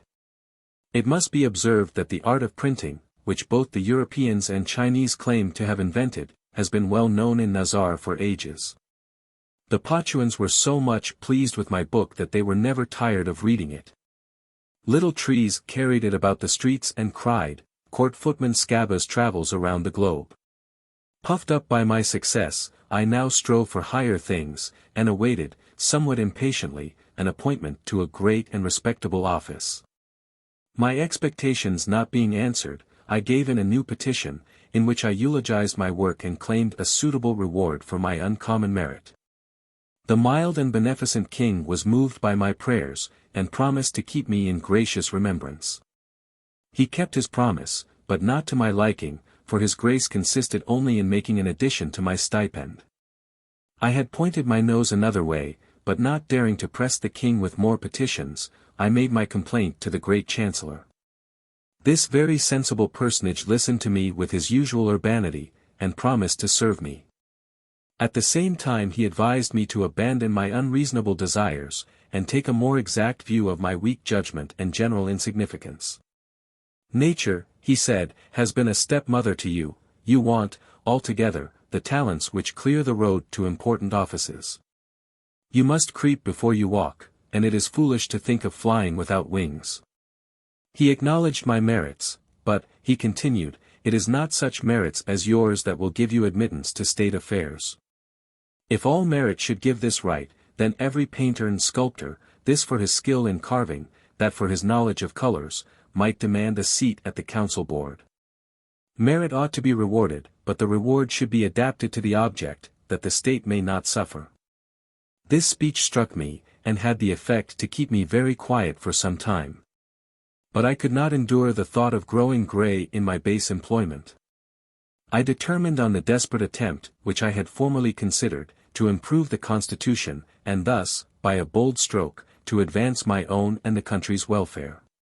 Shortly before my journey I had strictly examined the internal condition of the kingdom, to discover the least failing in its machinery, and the best means to remedy it. In the province Coquelicot I had learnt that the government waggles in which women have a part. For being by nature vain, they strive to extend their power in every conceivable direction, and stop not till they have procured for themselves perfect and unlimited dominion. I concluded, therefore, to propose the exclusion of the fair sex from all public offices, and trusted to get a sufficiency of voices on my side by placing the case in its best light. It seemed an easy matter, to me, to convince the male sex of the dangers to which they were exposed, if they did not, in time, weaken this female power. I executed this plan with all the art I was possessed of, supporting it with the most cogent reasons, and sent it to the king. He, who had given me many proofs of his favor, was astonished at this miserable and impertinent project, as he graciously called it, and said, that it would fall out to my destruction. But relying partly on my reasonings and partly on the support of the whole male population, I held obstinately to my plan. According to law, I was led to the marketplace with a rope about my neck, to await the decision of the council. When the councillors had given their votes, the sentence was sent to be subscribed by the king, which being done, it was publicly read by a herald, as follows. On mature consideration we adjudge, that the proposal made by Senior, Keba, First Court Footman to His Majesty, to exclude the second sex from public offices, cannot be accepted, without affecting the peace and order of the kingdom, since the women, who form the half of our population, would naturally be excited by this innovation, and thereby become hostile and troublesome to the government. Furthermore, we hold it to be unjust to deny, to trees of excellent qualities, admission to offices of which they have hitherto shown themselves to be worthy, and especially it is incredible, that nature, which does nothing inconsiderately, should have idly endued them with superior and varied gifts. We believe the welfare of the kingdom requires that a regard should be had to fitness rather than to names, in the disposal of offices. As the land is not seldom in need of capable subjects, we pronounce a statute which should declare an entire half of the inhabitants, merely from birth, unworthy of and useless in affairs, to be deplorable. After grave deliberation we declare this to be justice, let the aforesaid Keba, for his no less despicable than bold proposal, suffer the usual punishment in such cases. The good king took my misfortune to heart, but did not seek to change the resolution of the council. As a matter of form he signed the warrant for my execution. Yet with his characteristic mildness, and in consideration of my having been born and educated in a strange world, where a quick and reckless head is thought to be a blessing, he commuted my punishment to imprisonment till the beginning of the birch month, when, with other animals, I should be banished to the firmament. When this sentence was published, I was sent to prison. Chapter 10. The Voyage to the Firmament. Twice a year, some very large birds, called kopaki or post birds, are wont to show themselves on the planet Nazar. They come and go at certain regular periods, which has given rise to various opinions. Some think, that insects, of which great multitudes appear at the same periods, and which the birds are very fond of eating, entice them down to the planet. This is my own notion. The circumstance, that when these insects disappear, the birds return to the firmament, places the opinion almost beyond all doubt. It is the same instinct, which leads certain species of birds on our earth to migrate at regular periods. Others believe, that these birds are trained like hawks and other birds of prey, to fetch booty from other lands. This conjecture is grounded upon the great care with which they lay down their burdens, when their flight is finished. This supposition is somewhat strengthened by the fact, that they become tame and gentle just before they begin their flight, suffering themselves to be thrown into nets, under which they lie immovable. Meanwhile they are fed with insects till the regular period arrives. Then a long box, just large enough to hold a tree or man, is fastened to a rope, which is again tied to the legs of the bird. On the banishment day, food is withheld from them, the nets are raised, and the kapakis wing their way to the firmament. 2 citizens of Potu had been doomed to banishment with myself. One was a metaphysician, who had offended the law by making some sage remarks upon the nature of spirits. The other was a fanatic, who, by starting doubts concerning the holiness of religion and the uniting force of the civil law, was suspected to have designed the overthrow of both. This latter would not regulate himself by the public ordinances, because, he said, all civil obedience was inconsistent with his conscience. Thus 3 of us, namely, a project maker, a metaphysician, and a fanatic, were, on the first day of the birch month, shut up in boxes. I never knew what became of my fellow sufferers. As for myself, I was enclosed, with food sufficient for a few days. Shortly after, my kapaki, finding nothing to eat, started off with amazing speed. It is generally believed, underground, that the distance between the planet Nazar and the firmament is about 400 miles. I had no means of determining how long my passage was, but conjectured it to be about 24 hours. I heard nothing, during this time, but the heavy monotonous flapping of the kapaki's wings. At last, there sounded in my ears a confounding noise, which announced that we could not be far from land. I now observed that the bird had really been trained, for he set the box, with so much care on the ground, that I did not feel the slightest jar. The box was immediately opened, and I rose up in the midst of a great multitude of monkeys, who, to my astonishment, conversed together in an intelligent language rather than chattered, and walked to and fro, in measured and dignified paces. They were dressed in cloths of varied colors. A number of them advanced towards me with much politeness, and handed me from the box. They seemed to be surprised at my figure, particularly when they discovered I had no tail. Their amazement was not at all lessened by the fact, that I resembled them, laying aside the tail, more nearly than did any stranger they had hitherto seen. At the time of my arrival the water was very high, owing to the nearness of Nazar. This planet has the same effect upon the tides of the firmament, as our moon has upon those of the earth. I was led to a very large building, ornamented in the richest style. The presence of a guard at the door convinced me that it was the residence of no common monkey. It was, as I afterwards learnt, the residence of the mayor of the monkeys. A number of teachers were selected to instruct me in their language. In 3 months I was enabled to speak with considerable readiness. Then I expected to procure for myself the admiration of all, for my prompt ingenuity and superior memory. But my teachers declared me to be sluggish and dull of apprehension, and in their impatience often threatened to abandon their charge. As, on the planet Nazar, I had been ironically named Keba, or the untimely, for my quick perceptions, so here I was called Kakadoran, which signifies, idle and stupid. Those only are respected here, who can comprehend and express anything instantaneously. I amused myself during the course of my studies by walking about the city, in which I met on all sides notable signs of splendor and luxury.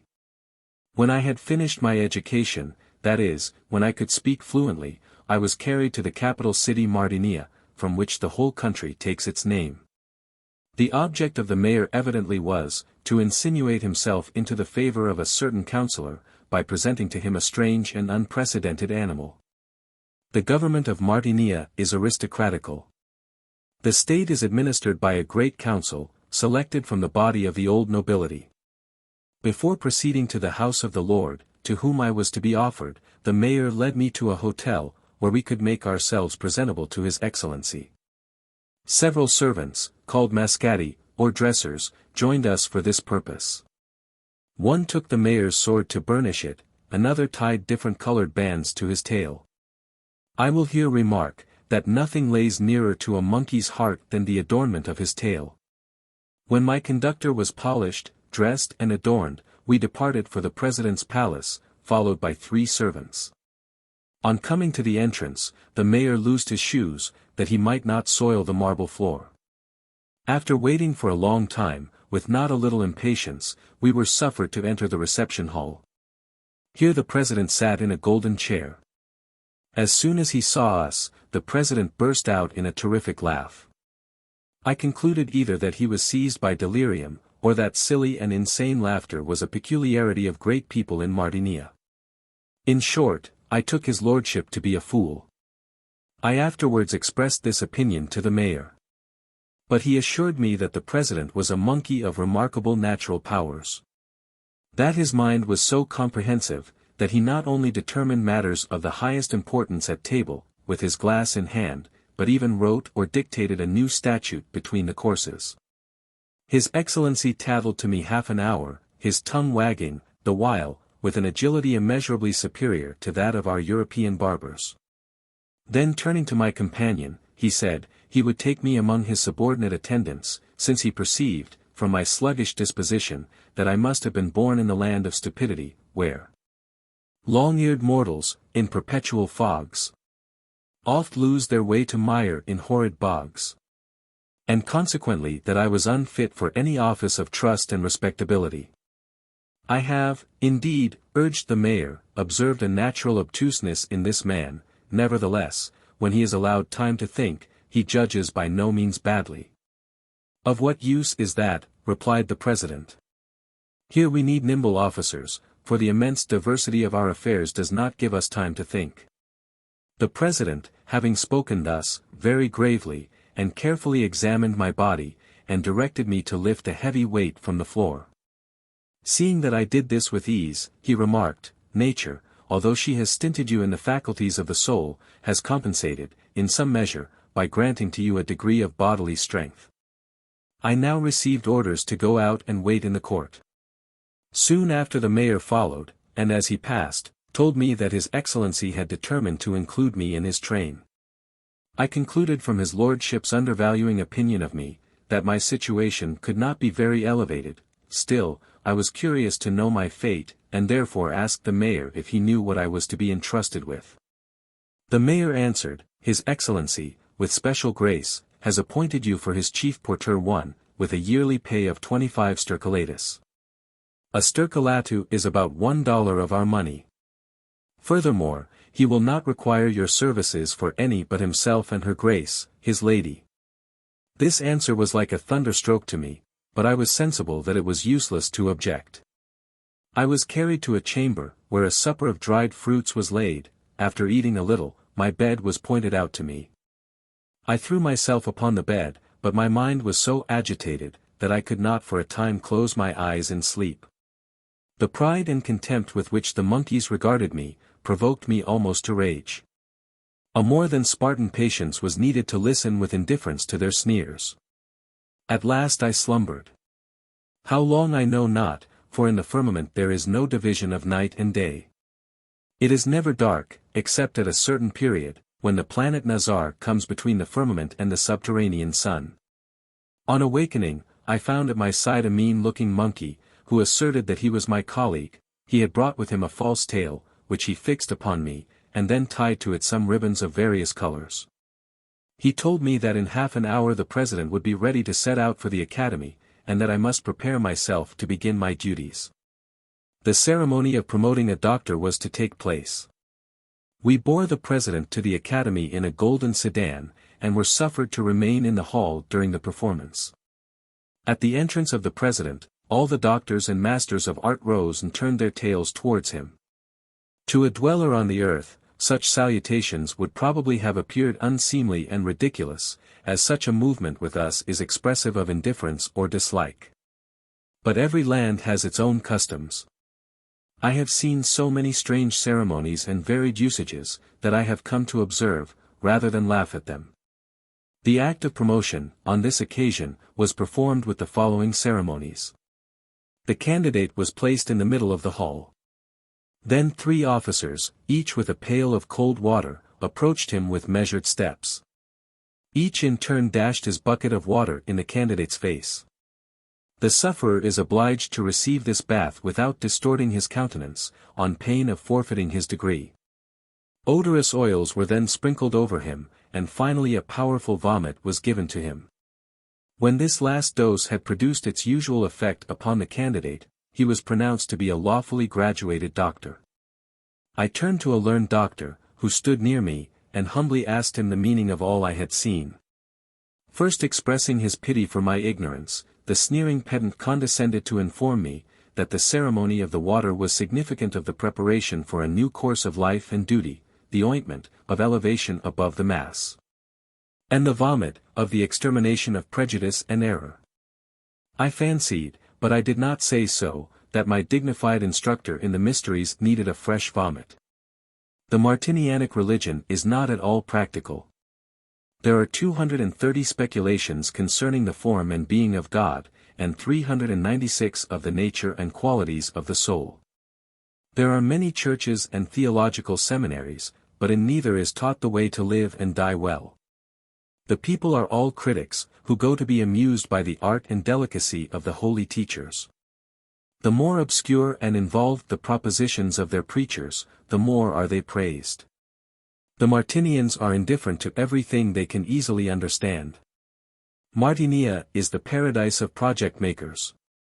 The more inconsistent and useless a scheme, the surer is it of general approbation.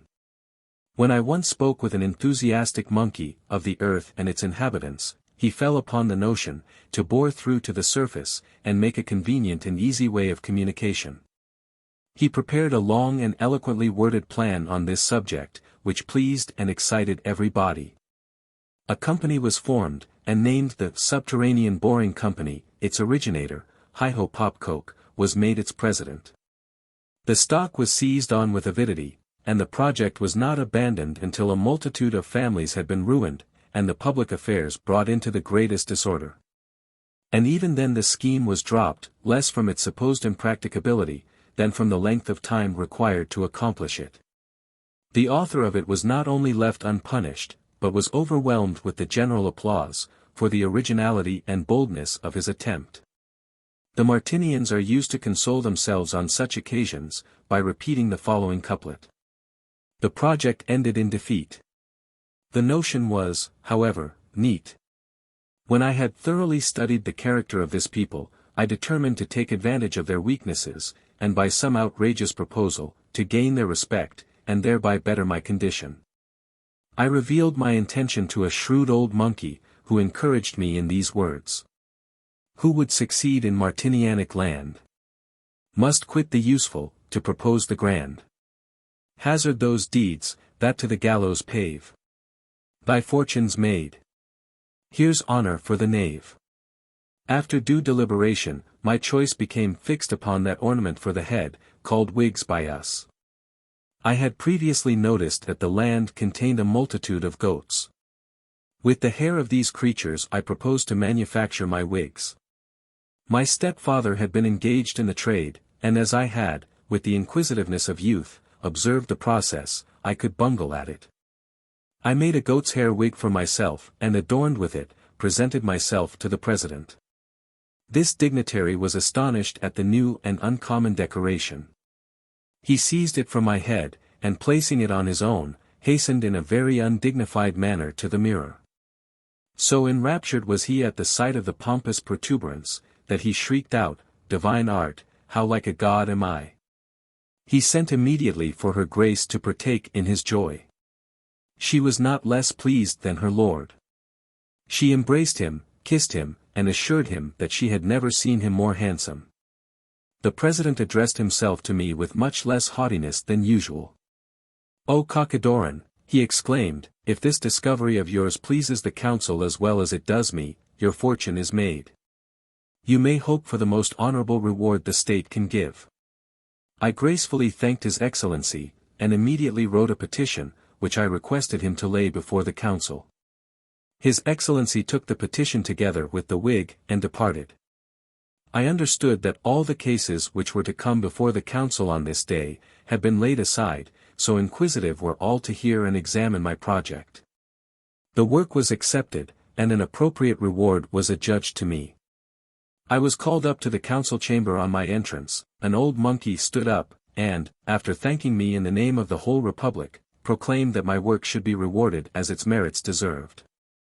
He then demanded, what length of time I should need to fabricate another such head ornament.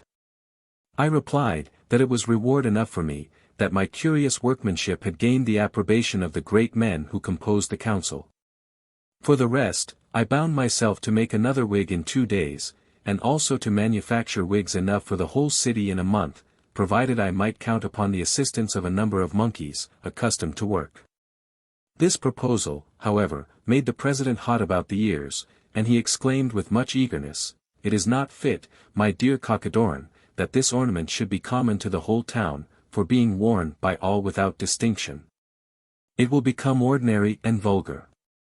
The nobility must necessarily be distinguished from the common people." All the members of the council concurred in his opinion, and the city marshal was charged to take heed that none might wear wigs, except the nobility. This order having been promulgated, the citizens thronged about the council chamber to obtain titles and charters, which some bought with their money and others procured through the influence of their friends. So that in a short time full half the city were made nobles. But when petition after petition poured in from the provinces, that the like favor should be extended to them, the council, being possessed with a righteous fear of riot in civil war, finally determined to allow every one, without distinction of rank, to wear a wig. I thus had the pleasure to see the whole Martinianic nation wigged before I left that country. And, truly, it can scarcely be imagined what a funny and ridiculous appearance the wigged monkeys presented. The whole nation made so much of my project and its accomplishment, that a new era was established, and from this time the wig age commenced in the Martinianic annals. In the meantime, I was loaded with praises and panegyrics, wrapped in a purple cloak, and returned from the courthouse in the president's own sedan, the same porteur, who had formerly been my companion, serving me now as a horse. From that day I dined continually at the table of His Excellency. With this glittering preamble to my fortunes, I commenced in earnest the work I had promised, and soon finished wigs enough for the whole council. And after sweating for a month, a patent of nobility was brought to me, couched in the following words. In consideration of the most excellent and very useful discovery, through which Cockadorn, born in Europe, has made himself worthy of the gratitude of the whole Martinianic nation, we have resolved to advance him to the rank of nobility, so that he, and all his descendants shall be regarded as true noblemen, and enjoy all the prerogatives and rights, of which the nobility of Martinia are in possession. Furthermore, we have determined to dignify him with a new name. He shall therefore from this day, be no longer called Cockadorn, but Kikidorian. Moreover, since his new dignity requires a richer style of living, we grant him a yearly pension of 200 patera. Given in the council chamber of Martinia, the 4th day of the month Marian, under the great seal of the council. Thus I suddenly became changed from a simple porteur to a respectable nobleman, and lived for a long while in great splendor and honor. When it was known that I was high in the favor of the president, everybody sought my goodwill and protection. It is the fashion among the poets of Martinia to panegyrize the tales of eminent monkeys, as it is with us to eulogize the beauty of women. Several poets commended the beauty of my tale, although I had none. To say everything on this subject in a few words, their fawning servility towards me was so extreme, that a certain man of high rank and station, did not hesitate, nor did he feel himself shamed, to promise me that his wife should make herself agreeable to me in every possible way, provided that I would recompense him by recommending him to the president. When I had lived in this land for the space of 2 years, at first a porteur and latterly a nobleman, an incident, entirely unexpected, occurred, which was nearly fatal to me. I had, up to this period, been in special favor with His Excellency. And her Grace, the President's lady, had evinced so much kindness to me, that I was regarded the first among all her favorites. She was distinguished for her virtue. But, when in the lapse of time, I perceived one after another ambiguity in her expressions, I began to feel a kind of mistrust, especially when I observed that sometimes she'd smile with wanton grace. Then unto sudden tears give place. While gazing, silent, on my face. With mild devotion. Hers all the art of tenderness. That pleases while it wounds no less. Her breasts, half covered, now confess their strange emotion. Then sighs that can no reason find, or use to make my reason blind. Her hands upon her breast entwined. Ah, female charms! Her face would lose its rosy hue for lilies, washed in morning dew. Aurora's purple blazed anew. In love's alarms. My suspicions finally became certainties, when a chambermaid brought to me, one day, the following note. Dearest Kikidorian. The feeling which I owe to my rank and high descent, and the modesty natural to my sex, have until now hindered the sparks of love which have long secretly burned in my bosom, from breaking forth in open flame, but I am weary of the combat, and my heart can no longer resist its bewitching enemy. Have pity for a female, from whom only the utmost degree of burning love could have been able to extort a confession. Tarnsa. I cannot describe how singularly I felt at this entirely unexpected declaration of love, but as I held it far better to expose myself to the revenge of a furious female, than to sin against the order of nature. By a shameful intimacy with a creature that did not belong to my race, I immediately wrote an answer in the following words. Gracious Lady. The constant favor His Excellency, your husband, has shown to me. The undeserved benefits he has bestowed upon me, the moral impossibility of fulfilling your gracious desires, and many other reasons, that I will not name, move me to submit to the anger of my gracious lady, rather than consent to an action that would stigmatize me as the most ungrateful and the lowest among all two-legged creatures. Besides, what is desired of me, would be more bitter to satisfy than death itself. This action, if I yielded to it, would effect the ruin and dishonor of one of the most respected families in the state, and my willingness would injure, before all others, that person who has desired it. With the most solemn and sincere assurances of gratitude I must here declare, gracious lady, that under no circumstances can I fulfill your wishes in this respect, although to all other commands I promise a blind obedience. Kikidorian. Underneath I wrote the following admonition. Think of this heavy sin. Fly ere it be too late. Shall vice, the pander, newly in, bow virtue to the gate? Let Cupid not ensnare you. His cunning wiles beware you. The sweets of sin soon vanish. Its pains, ah! Who can banish? This letter I sent to the lady, and it had the effect that I expected. Her love was changed to the bitterest hatred.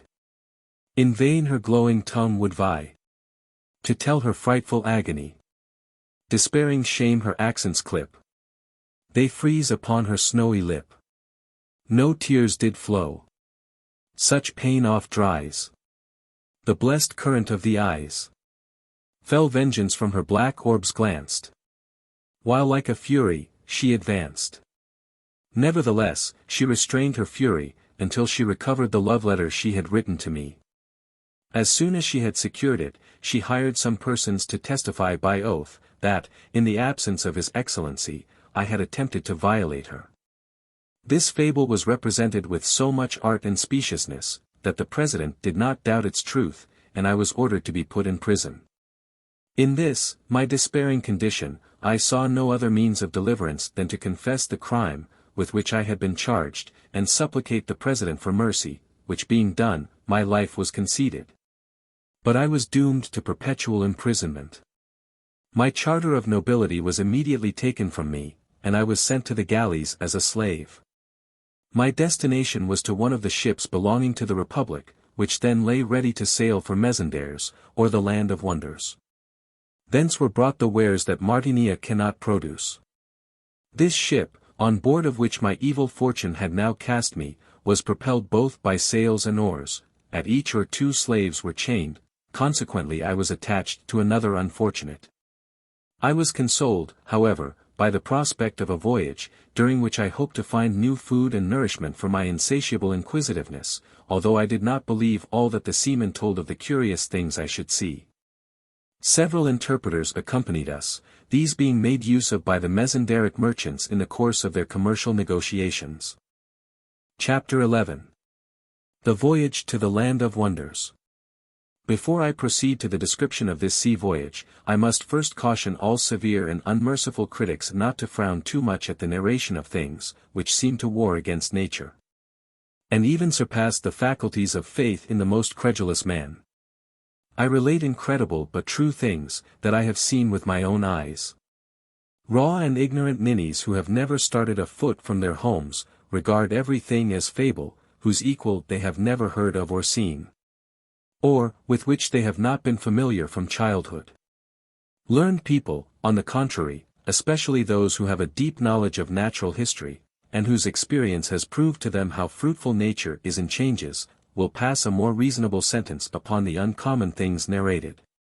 In former days a people were found in Scythia, called Arimasps, who had but one eye, which was placed in the middle of the forehead. Another people, under the same climate, had their footsoles turned out backwards.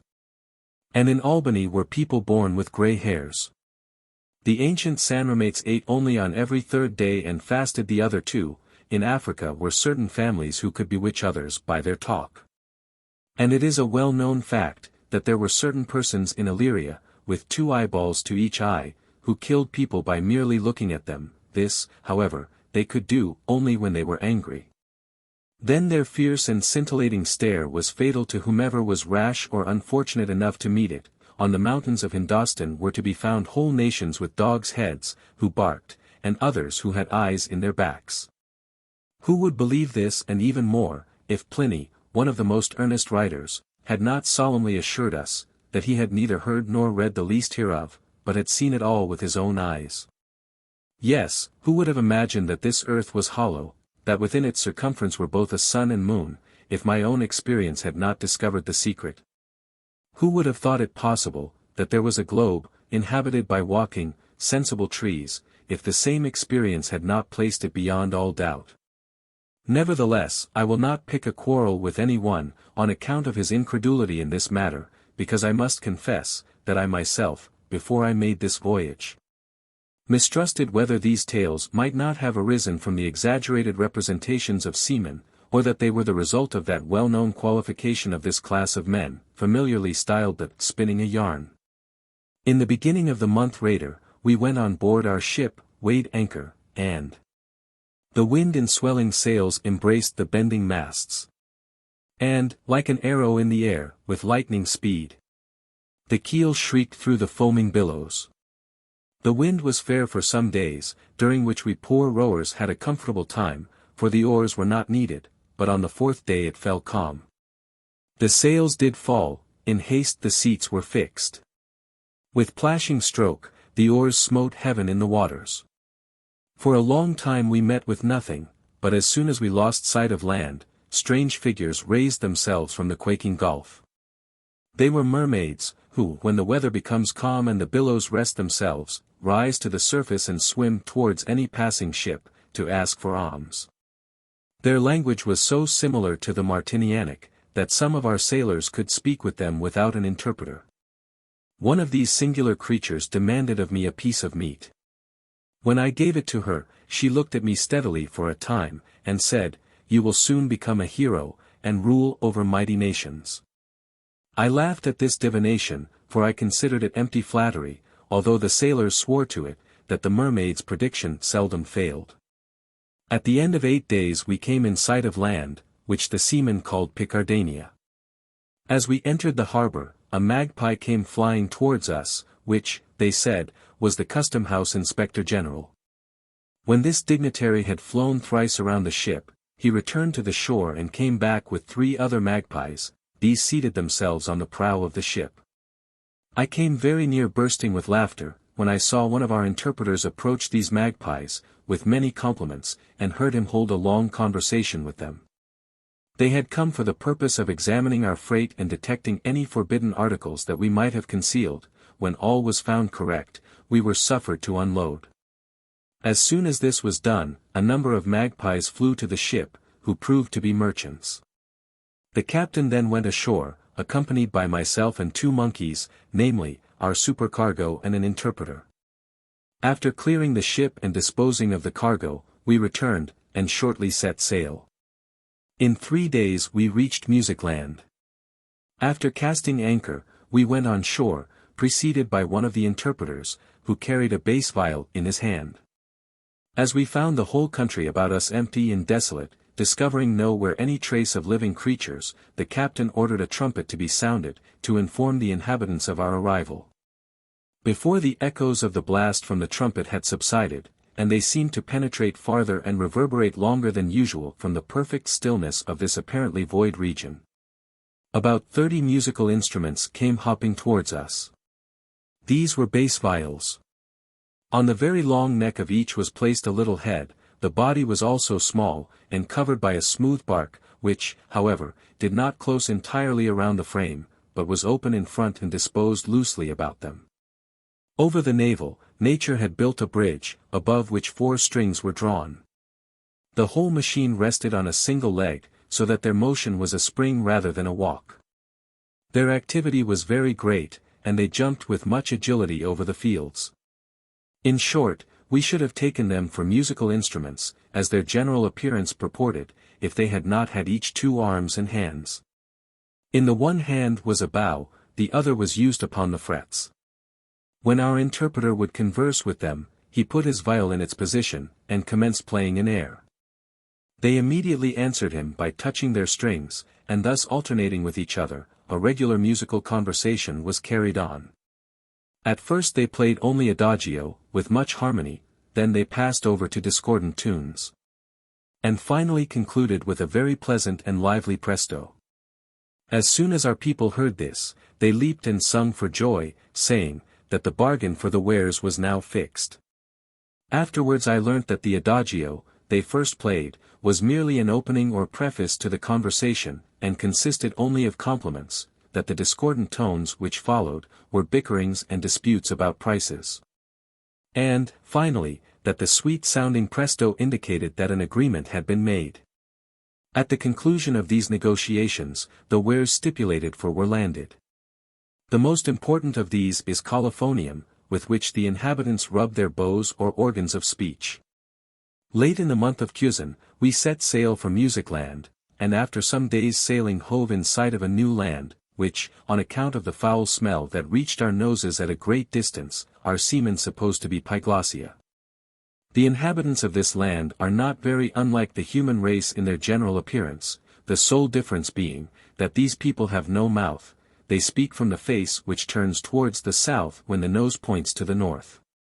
The first of them who came on board, was a rich merchant. He saluted us after the custom of his nation, by turning his back towards us, and immediately began to bargain with us for our wares. I kept myself considerably remote during the negotiation, as neither the sound or the smell of his speech pleased me. To my great horror our barber was taken sick at this time, so that I was obliged to summon a Pyglossian perfume. As the barbers here are quite as talkative as among us, this one, while shaving me, filled the cabin with so disagreeable a smell, that, on his departure, we were obliged to smoke with all the incense we had on board. We sailed hence to Iceland. This land consisted of desolate rocks, covered by eternal snows. The inhabitants, who are all of ice, live here and there in the clefts of the rocks on the tops of the mountains, where the sun is never seen, enveloped by almost perpetual darkness and frost. The only light they have comes from the shining Rhine. These lands, of which I here have given a view, are all subject to the great emperor of Mezendora proper, and are therefore called by seafaring people the Mezendoric Islands. This great and wonderful country, namely, Mezendora, is the goal of all extended voyages. 8 days' sail from Iceland brought us to the imperial residence. There we found all that realized, which our poets have fancied of the societies of animals, trees, and plants, Mezendora being, so to speak, the common fatherland of all sensible animals and plants. In this empire each animal and every tree can obtain citizenship, merely by submitting to the government and laws. One would suppose, that, on account of the mixture of so many different creatures, great confusion would prevail among them, but this is far from the case. On the contrary, this very difference produces the most happy effects. which must be attributed to their wise laws and institutions, decreeing to each subject that office and employment to which his nature and special faculties are best fitted. Thus, the lion, in consideration of his natural magnanimity, is always chosen regent. The elephant, on account of his keen judgment, is called to sit in the state council. Courtiers are made of chameleons, because they are inconstant and know how to temporize. The army consists of bears, tigers and other valorous animals. In the marine service, on the contrary, are oxen and bulls. Seamen being generally hardy and brave people, but severe, inflexible, and not particularly delicate in their living, which corresponds very well with their element. There is a seminary for this class, where calves or sea cadets are educated for sea officers. Trees, for their natural discretion and gravity, are usually appointed judges, counselors are geese. And the lawyers of the courts in ordinary are magpies. Foxes are generally selected as ambassadors, consuls, commercial agents, and secretaries of legation. The ravens are chosen for dealing masters and executors on the effects of those deceased. The buck-goats are philosophers, and especially grammarians, partly for the sake of their horns, which they use on the slightest occasion, to gore their opponents, and partly in consideration of their reverend beards, which so notably distinguish them from all other creatures. The staid yet energetic horse has the suffrage for the mayoralty and other civil dignitaries. Estate owners and peasants are serpents, moles, rats and mice. The ass, on account of his braying voice, is always the leader of the church choir. Treasurers, cashiers and inspectors are commonly wolves, their clerks, being hawks. The roosters, cocks are appointed for watchmen, and the dogs house porters. The first who came on board of U.S. was a lean wolf or inspector, the same as a custom house officer in Europe, followed by 4 hawks, his clerks. These took from our wares what pleased them best, proving to us thereby that they understood their business perfectly, and had all its appropriate tricks at their fingers' ends. The captain took me ashore with him. As soon as we had set foot on the quay, a cock came towards us, demanded whence we were, the nature of our cargo, and announced us to the Inspector General. This latter received us with much courtesy, and invited us to dine with him. The mistress of the house, whom I had heard to be one of the greatest beauties among the female wolves, was not present at the table. The reason of this was, as we afterwards learned, her husband's jealousy, who did not deem it advisable to allow such a handsome wife to be seen by strangers. There were, however, several ladies at table, among others, a certain commodore's wife, a white cow with black spots. Next to her sat a black cat, wife to the master of hunt at court, newly arrived from the country. At my side was placed a speckled sow, the lady of a renovation inspector, that species of officership being generally taken from the hog race. It must be observed that the inhabitants of the Mesendoric Empire, although they are animals in figure, have hands and fingers on the 4 feet. After dinner the speckled sow entered into conversation with our interpreter, during which she told him that she was over head and ears in love with me. He comforted her in the best manner he could, and promised her his support and aid. Then he turned himself towards me and endeavored to persuade me to be easy. But when he observed that his flattering and arguments were vain, he advised me to take to flight, as he knew that this lady would move heaven and earth to satisfy her desires. From this time I remained constantly on board.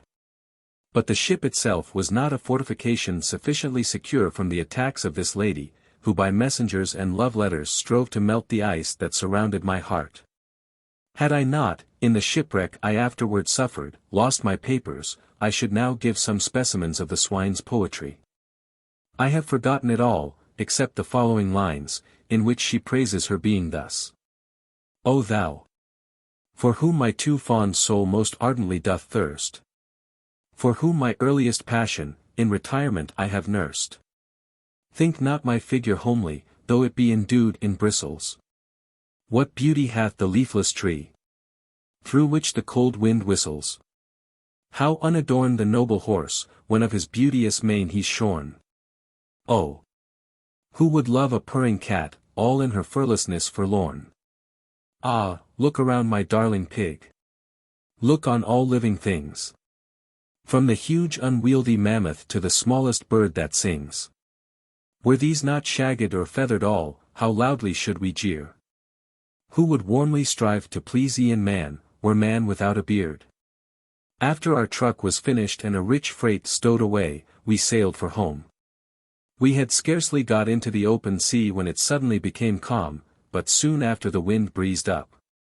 Having sailed a while with a good wind, we saw again some mermaids, who, dripping wet, shot forth, and dived between the foaming waves, and now and then emitted horrible shrieks. The sailors were much terrified at this, for they knew by experience, that these mournful sounds were presages of storm and wreck. They had scarcely taken in the sails, before the whole heavens became veiled in black clouds. Day sinks in night, all nature shudders. Then, in an instant, loose from every point. The storm, in frightful gusts and devilish uproar, breaks. The axis of the globe grates fearful. And thunders, clap on clap, resound the concave. The waves, din-maddened, tower to mountains.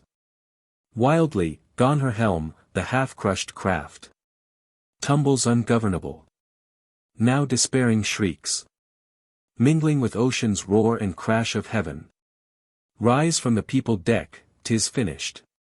Every movable thing on deck floated off, for besides the ever-rolling billows, an immense rain fell in terrific waterspouts, accompanied by thunder and lightning. It seemed as though all the elements had conspired for our destruction. During the rolling of the ship, our masts were carried away, and then all hope of salvation was gone. Now and then a huge billow rolled over us, and carried with it one or two men far beyond the ship. The storm raged more and more. No one cared longer for the vessel, without helm, without masts, without captain and mates, who had been washed overboard. The wreck lay at the pleasure of the waves. Having floated thus for 3 days, a bauble for the storm, we finally descried a mountainous land in the distance.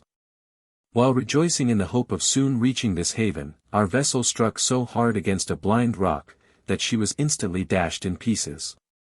In the confusion and terror of the moment I got hold of a plank, and, careless for the rest, thought only upon saving myself, so that even now I know nothing of the fate of my companions.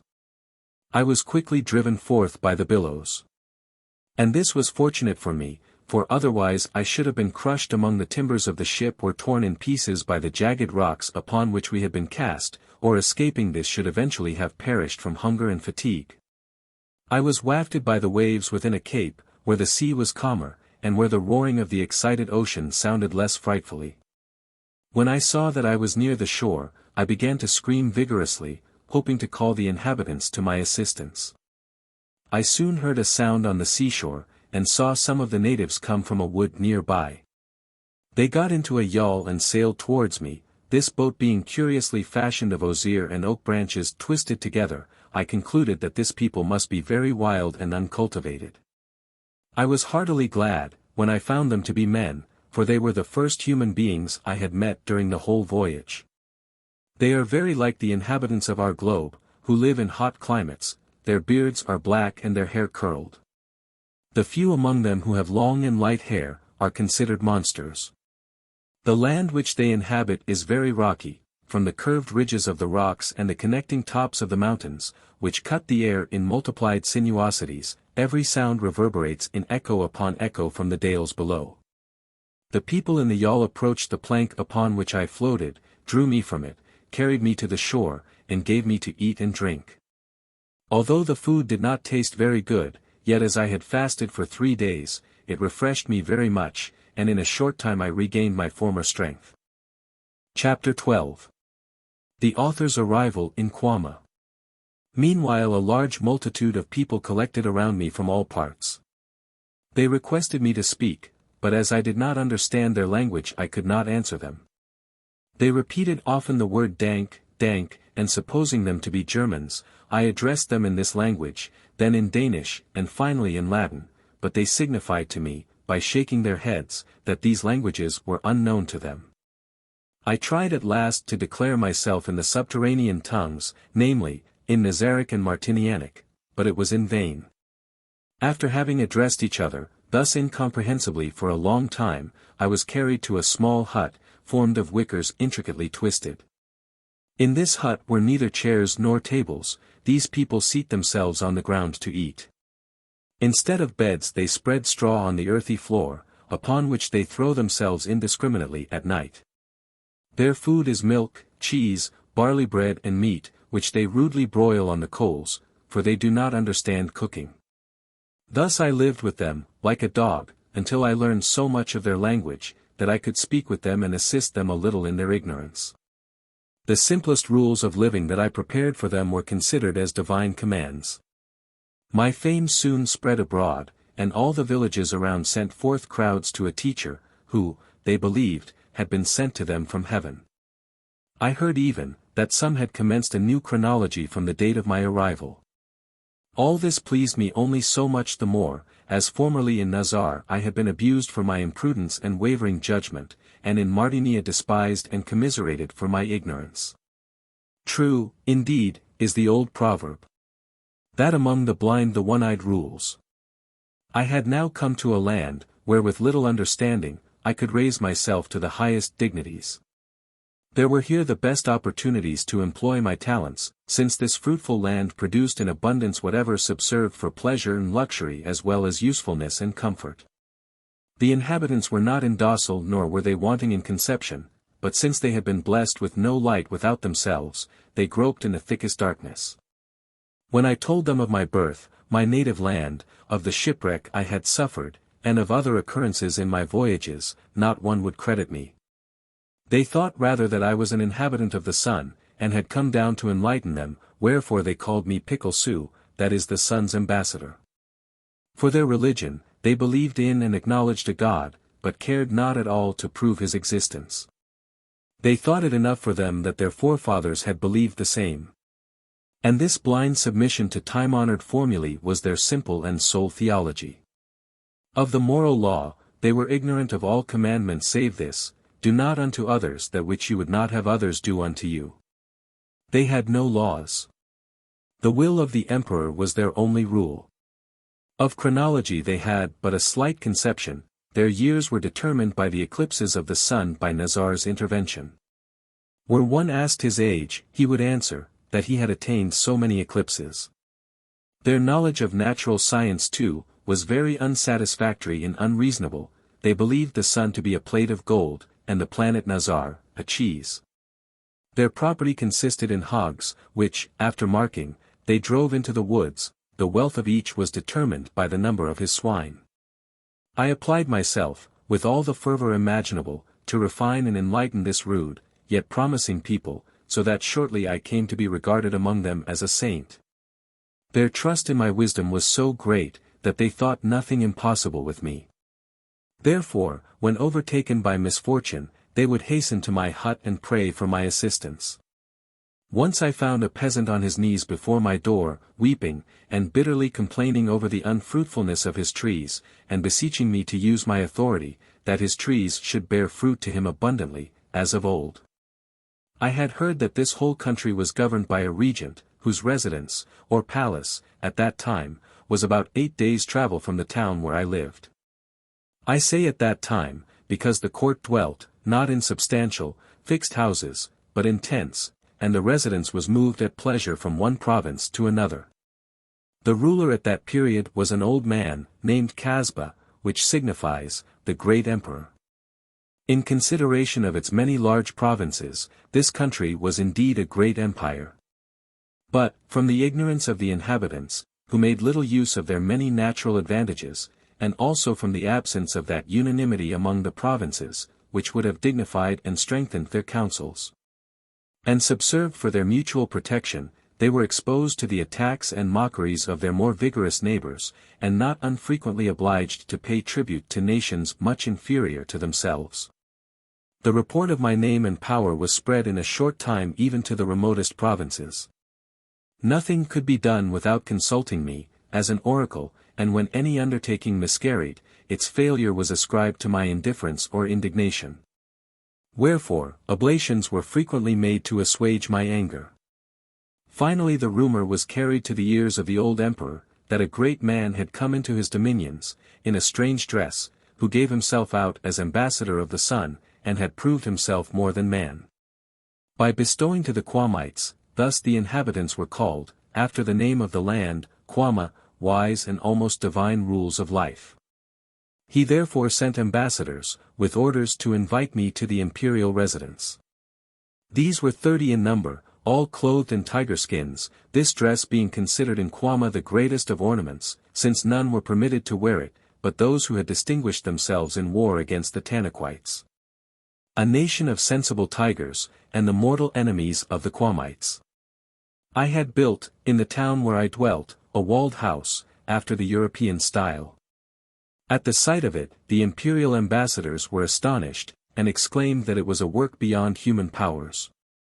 They entered it, as a sanctuary, with devout reverence, and there proclaimed to me the emperor's invitation in the following speech: since the great emperor, our most gracious lord, reckons his genealogy through manifold generations, from Spunko, the sun's son, the primary regent of Quama, nothing could surprise him more agreeably than this embassy. Wherefore his majesty joyfully greets the ambassador of the sun, and humbly invites him to the capital city of the empire. I answered by expressing my most humble thanks for the emperor's condescension, and immediately repaired, with the ambassadors, to the capital. These lords had been 14 days on their journey to me, but assisted by my genius, the return occupied only 4 days. I had observed, during my residence in this country, that there were vast numbers of horses running wild in the woods, and hence rather burthensome than useful to the inhabitants. I showed to the people how beneficial these animals might be made to them, and taught them how to tame these noble creatures. At my suggestion and by my direction, a number of them were caught and broken in, and thus I was enabled to mount the ambassadors, and materially shorten the period of our journey. No idea can be formed of the wonder and astonishment with which the Quamites witnessed our entry into the city. Some were so frightened that they ran far into the country. The emperor himself dared not, in his fear, come out from his tent, nor would he stir, until one of the ambassadors, dismounting his horse, went in and explained the whole secret to him. Shortly I was, with a great retinue, led into the imperial tent. The old emperor was seated on a carpet surrounded by his courtiers. On my entrance, I acknowledged, in the most polite terms, the exceeding grace his imperial majesty had shown me. Thereupon the emperor arose and asked me what the king of the sun, and father of his family proposed to do. Conceiving it politic, and even necessary not to undeceive the Quamites in the opinion they themselves first entertained, I answered, that his majesty, the king of the sun, had sent me down to this land to refine, by good laws and salutary rules of life, the uncultivated manners of the Quamites, and teach them the arts, through which they might not only resist and repel their valiant and energetic neighbors, but even extend the boundaries of their own empire. And added, that I had been ordered to remain with them forever. The emperor listened to this speech with much apparent pleasure, ordered a tent to be immediately raised for me near his own, gave me 15 servants, and treated me less as a subject than as an intimate friend. Chapter 13. The beginning of the Fifth Monarchy. From this time all my exertions were directed to the accomplishment of a radical reform throughout the country. I commenced by improving their mode of warfare, in exercising the young men in riding, fencing and shooting. My constant labor was rewarded so well that, in a short time, I exhibited before the emperor 6,000 horsemen. At this period the Tanaquites were preparing for a new attack upon the Quamites, on account of the refusal of this latter people to pay a yearly tribute which had been several times demanded and as often denied. I went, at the emperor's desire, with my cavalry and some footmen to meet the invaders. To the infantry I gave javelins and arrows, that they might fight their enemies at a distance.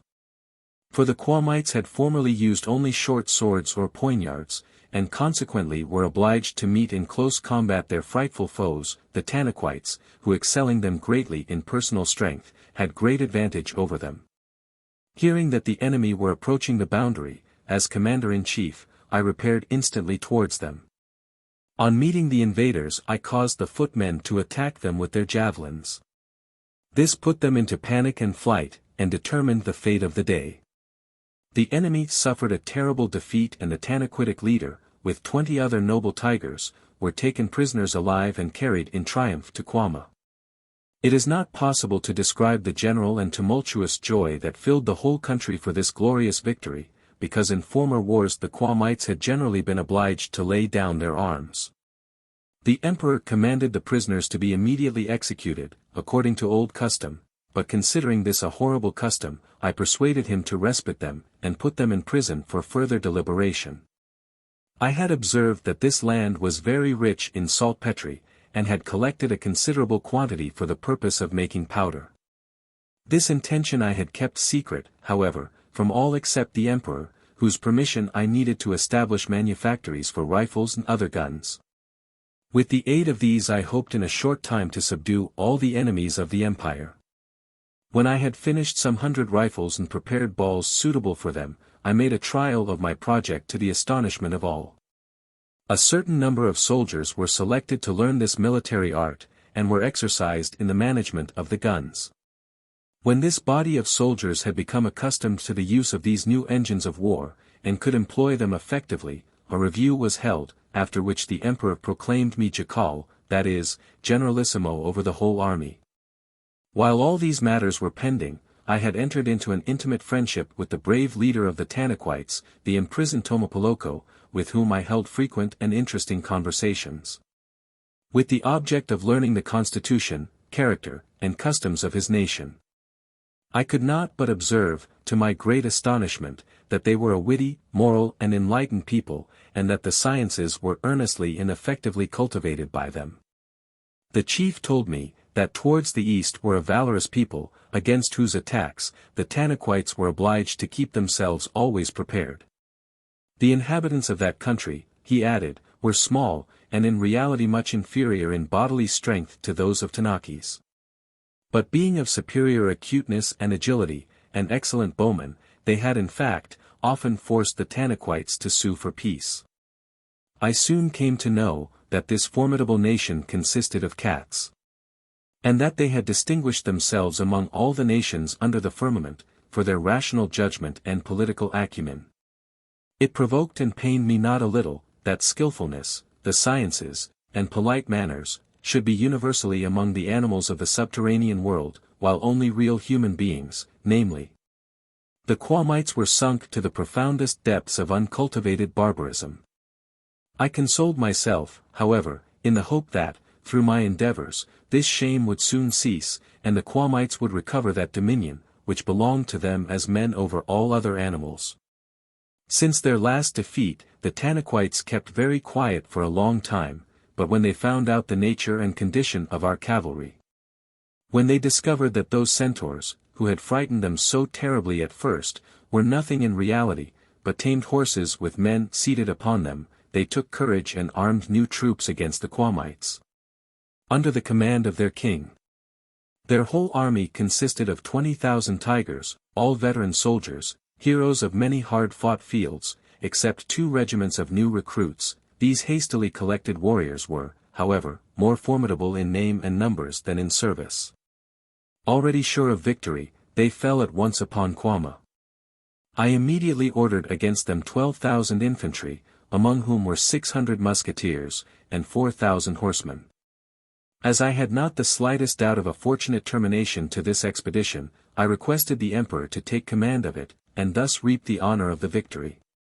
By this appearance of modesty, I lost no respect, for the whole army still considered me the true leader. I first directed my cavalry against the enemy, but these were resisted with so much vigor, that the side of victory was for a long time doubtful. At the critical moment, when triumph was vacillating between the two powers, I detached my musketeers from the main body and advanced upon the foe. The Tanaquites were much astonished at the first shots, for they could not conceive whence came the thunder and lightning, but when they saw the mournful effects of our continued volleys, they became terrified. At the first discharge fell about 200 tigers, among which were 2 chaplains, who were shot down while encouraging the soldiers to bravery. When I observed the panic among the enemy, I commanded a second discharge, whose results were more fatal than the former. Their king himself was shot, then the Tanaquites took to flight. Our cavalry followed them, and cut down so many of the flying multitude, that those in the rear could not proceed from the huge piles of slain that covered the way. When the battle was over, we counted the killed of the enemy and found them to be 13,000, our own loss was comparatively very slight. The victorious army marched into the kingdom of Tanica and encamped before its capital. The general terror had meanwhile increased so much, that the magistrates submissively met the conquerors and delivered the keys of the city. The capital surrendering, the whole country soon followed its example. The disregard and contempt in which the Quamites had to this time been held, were changed to admiration and fear. The empire, with the addition of the newly conquered kingdom, was extended to twice its former size. The glory of these actions was with one voice ascribed to my superior knowledge and untiring industry, and the esteem which had been long cherished for me, now passed over to a reverent and divine worship. This period of general peace and exultation, I thought a fitting time to advance the civilization and refinement of the Quamites, and as a practical commencement to this great work I ordered the Royal Tanaquitic Library to be moved to Quama. My curiosity to become acquainted with this library had been at first excited by the imprisoned leader Tomapoloko, who told me that among its manuscripts was one, whose author had been up to our globe. In which history of his travels he had described several of its kingdoms, particularly those of Europe. The Tanaquites had seized this manuscript during one of their predatory excursions into a distant land, but as the author had concealed his name, they knew not what countryman he was, nor in what manner he had passed up through the earth. The quaint title of this book was, Tanian S2 Travels Above Ground, being a description of the kingdoms and countries there, especially those of Europe. From the antiquity of this work together with its great popularity, it had become so ragged, that what I was most anxious to learn, namely, the narration of the author's journey to our earth and his return, was most unfortunately lost. Here is the contents of this singular manuscript, such as I found it. Fragments of Tanian's diary, kept on a voyage above ground, translated by His Excellency, M. Tomapoloko, General-in-Chief, in the service of His Tanaquitic Majesty. This land, Germany, was called the Roman Empire, but it has been an empty title, since the Roman monarchy was demolished several centuries since. The language of this land is not easy to understand, on account of its perverted style, for, what in other languages is placed before, in this comes after, so that the meaning cannot be had before a whole page is read through. The form of government is very inconsistent, some think they have a regent and yet have none, it should be an empire, yet it is divided into several duchies, each of which has its own government, and often engages in a formal war with its neighbor. The whole land is called holy, although there is not to be found in it the least trace of piety. The regent, or more correctly the unregent, who bears the name of emperor, is denominated the continual augmenter of his country, although he not seldom diminishes it. Invincible, notwithstanding he is often slain, sometimes by the French, sometimes by the Turks. One has no less reason to wonder at the people's rights and liberties, but although they have many rights, they are forbidden to use them. Innumerable commentaries have been written upon the German constitution, but notwithstanding this, they have made no advance because the capital of this country, France, is called Paris, and is very large, and may in a certain degree be considered the capital of all Europe. For it exercises a peculiar law-giving power over the whole continent. It has, for example, the exclusive right to prescribe the universal mode of dress and living. And no style of dress, however inconvenient or ridiculous, may be controverted after the Parisians have once established it. How or when they obtained this prescriptive right is unknown to me. I observed, however, that this dominion did not extend to other things, for the other nations often make war with the French, and not seldom force them to sue for peace on very hard terms, but subservience in dress and living nevertheless continues. In quickness of judgment, inquisitiveness after news, and fruitfulness of discovery, the French are much like the Martinians. From Bologna we went to Rome.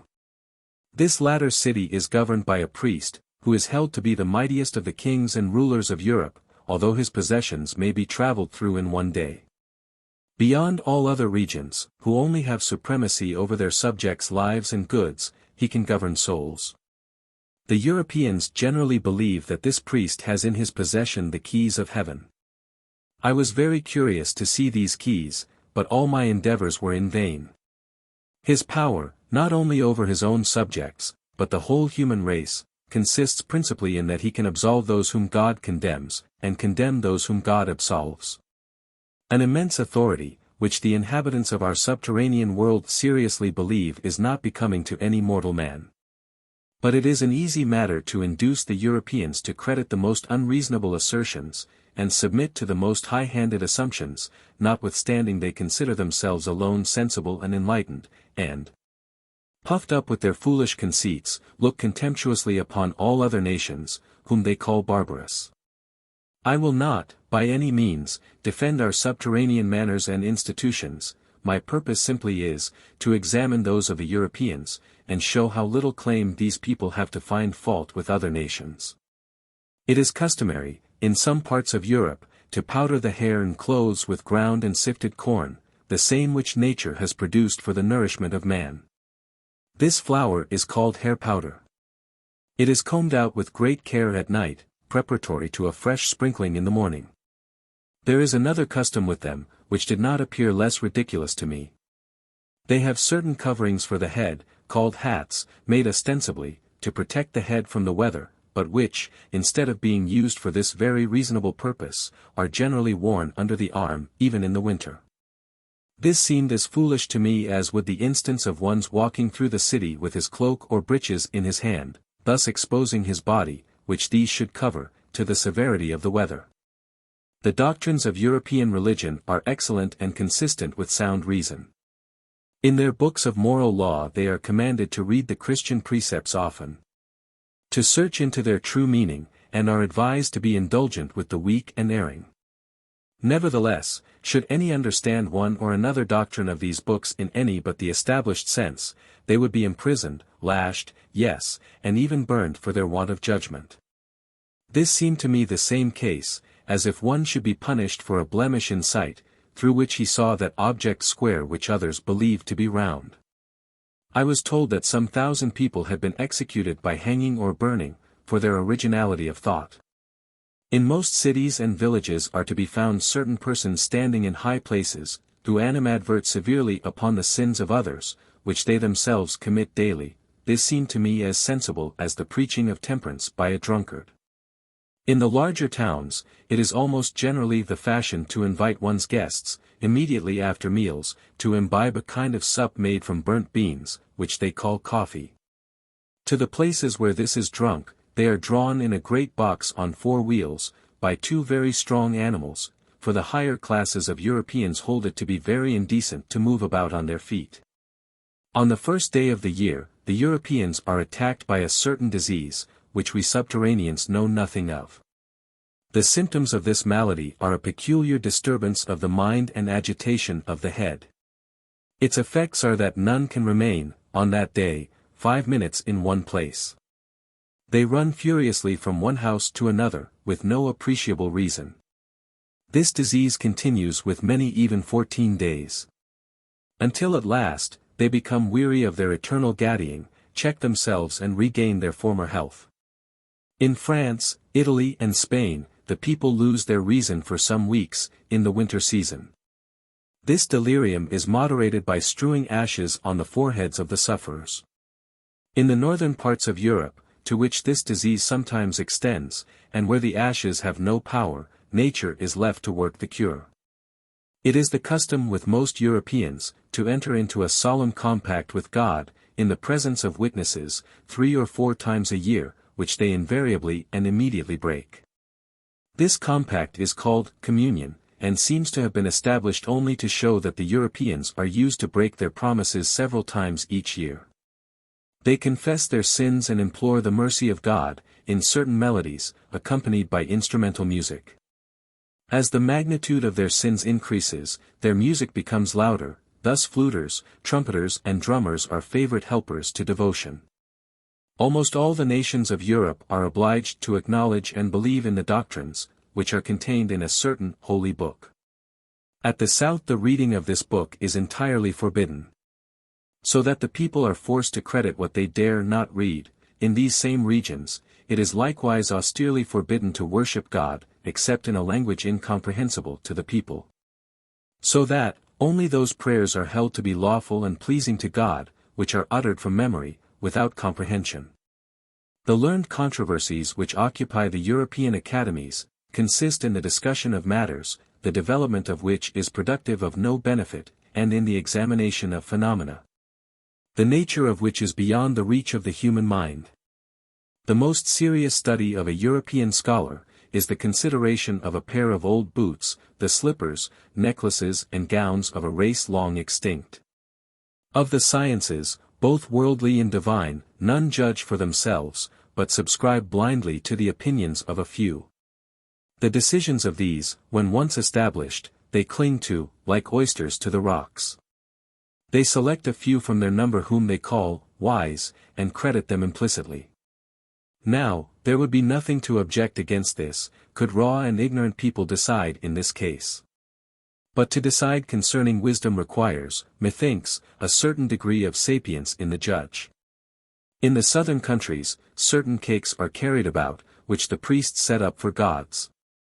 The most curious part of this matter is, the bakers themselves, while the dough yet cleaves to their fingers, will swear that these cakes have created heaven and earth.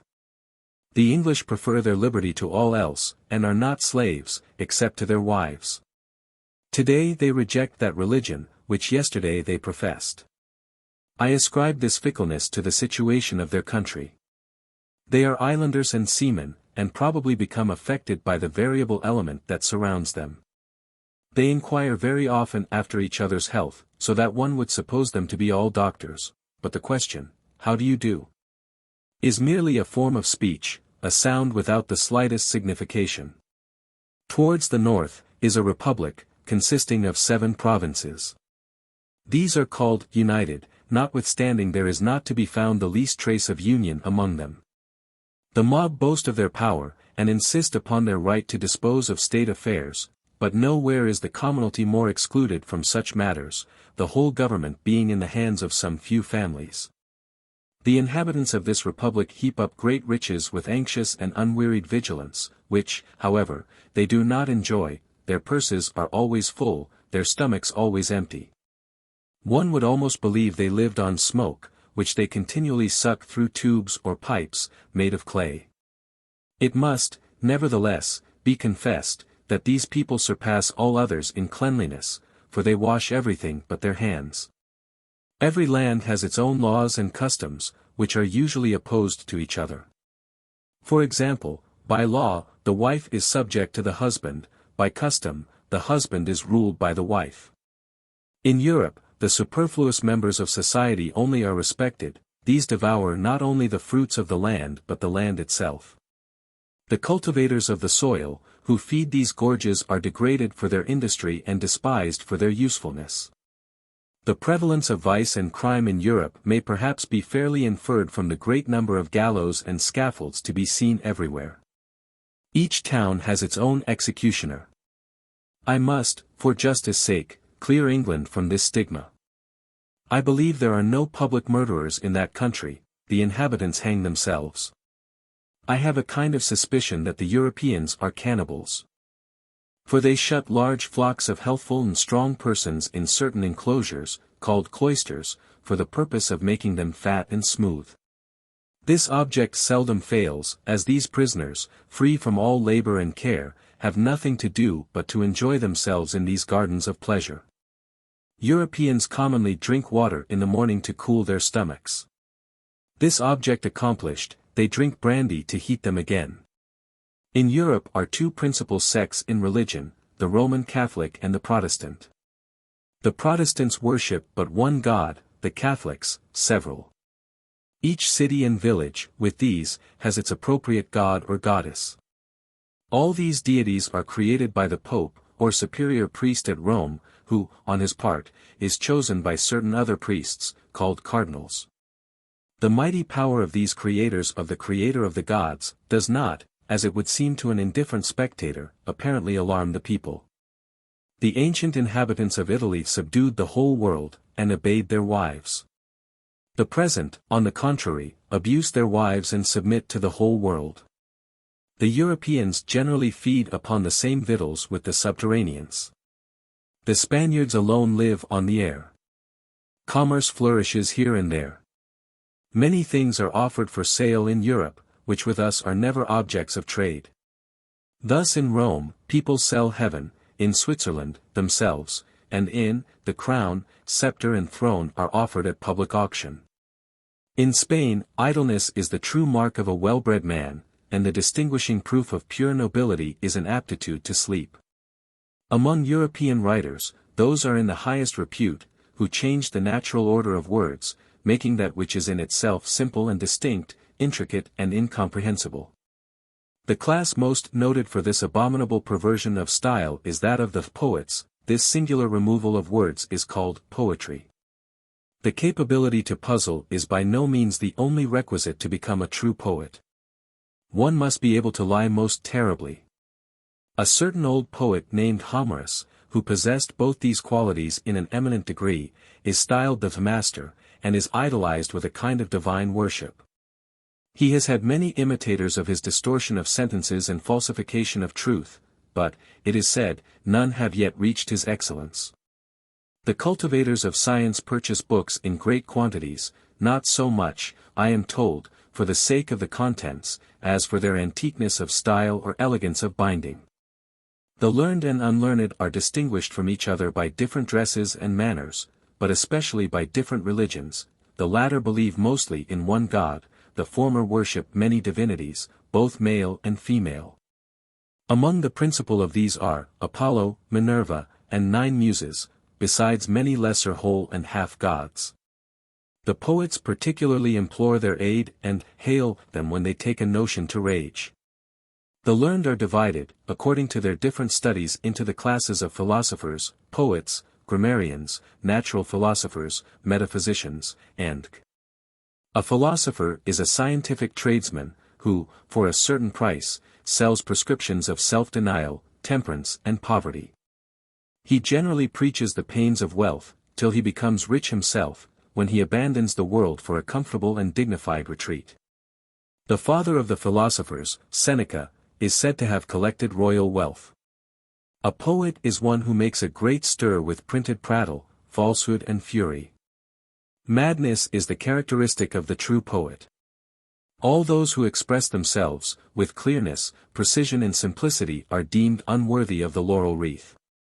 The grammarians are a sort of military body, who disturb the public peace. They are distinguished from all other warriors, by dress and weapons. They wear black instead of colored uniforms, and wield pens rather than swords. They fight with as much obstinacy for letters and words as do the others for liberty and fatherland.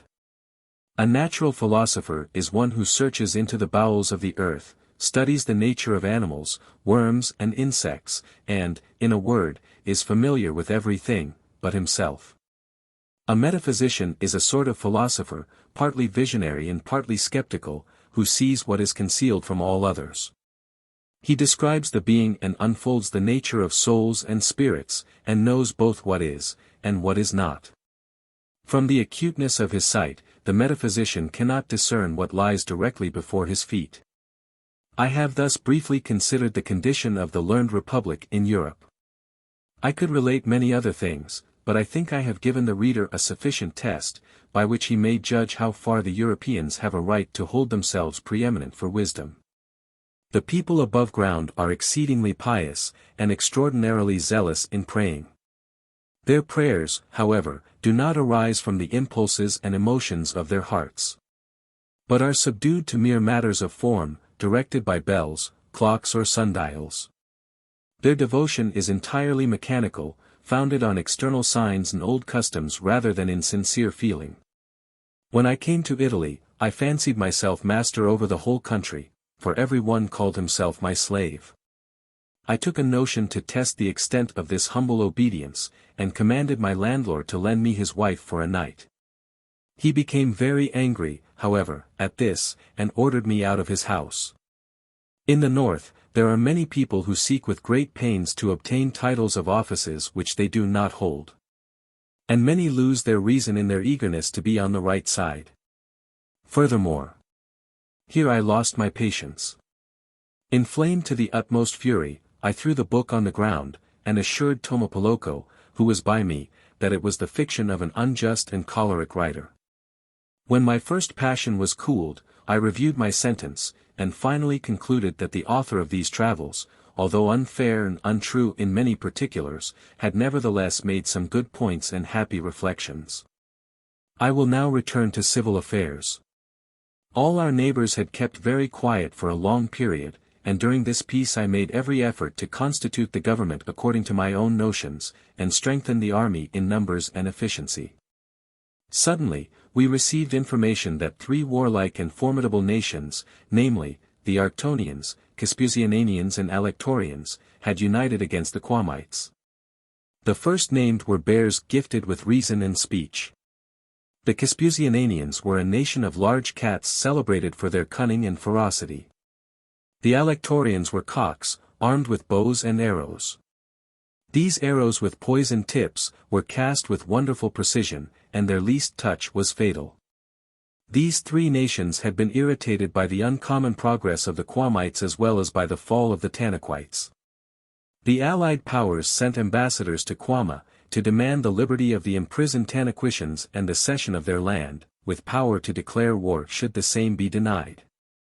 By my advice, they were immediately dismissed with the following answer: since the Tanaquitians, violators of peace and alliance, have deserved the misery which they have brought upon themselves by their own folly and pride, His Majesty the Emperor is determined to defend, to the utmost, the possessions of a land, conquered in a lawful war, in spite of the threats and fearless of the strength of your unnatural alliance.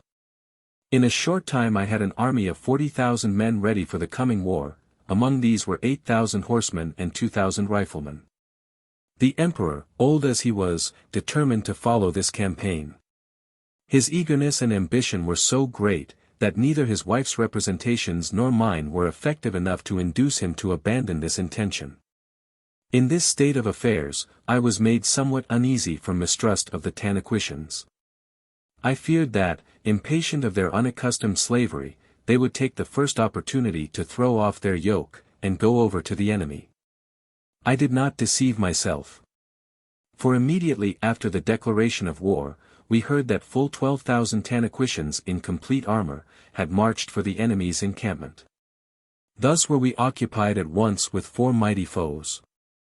In the beginning of the month Kilian, we commenced our march.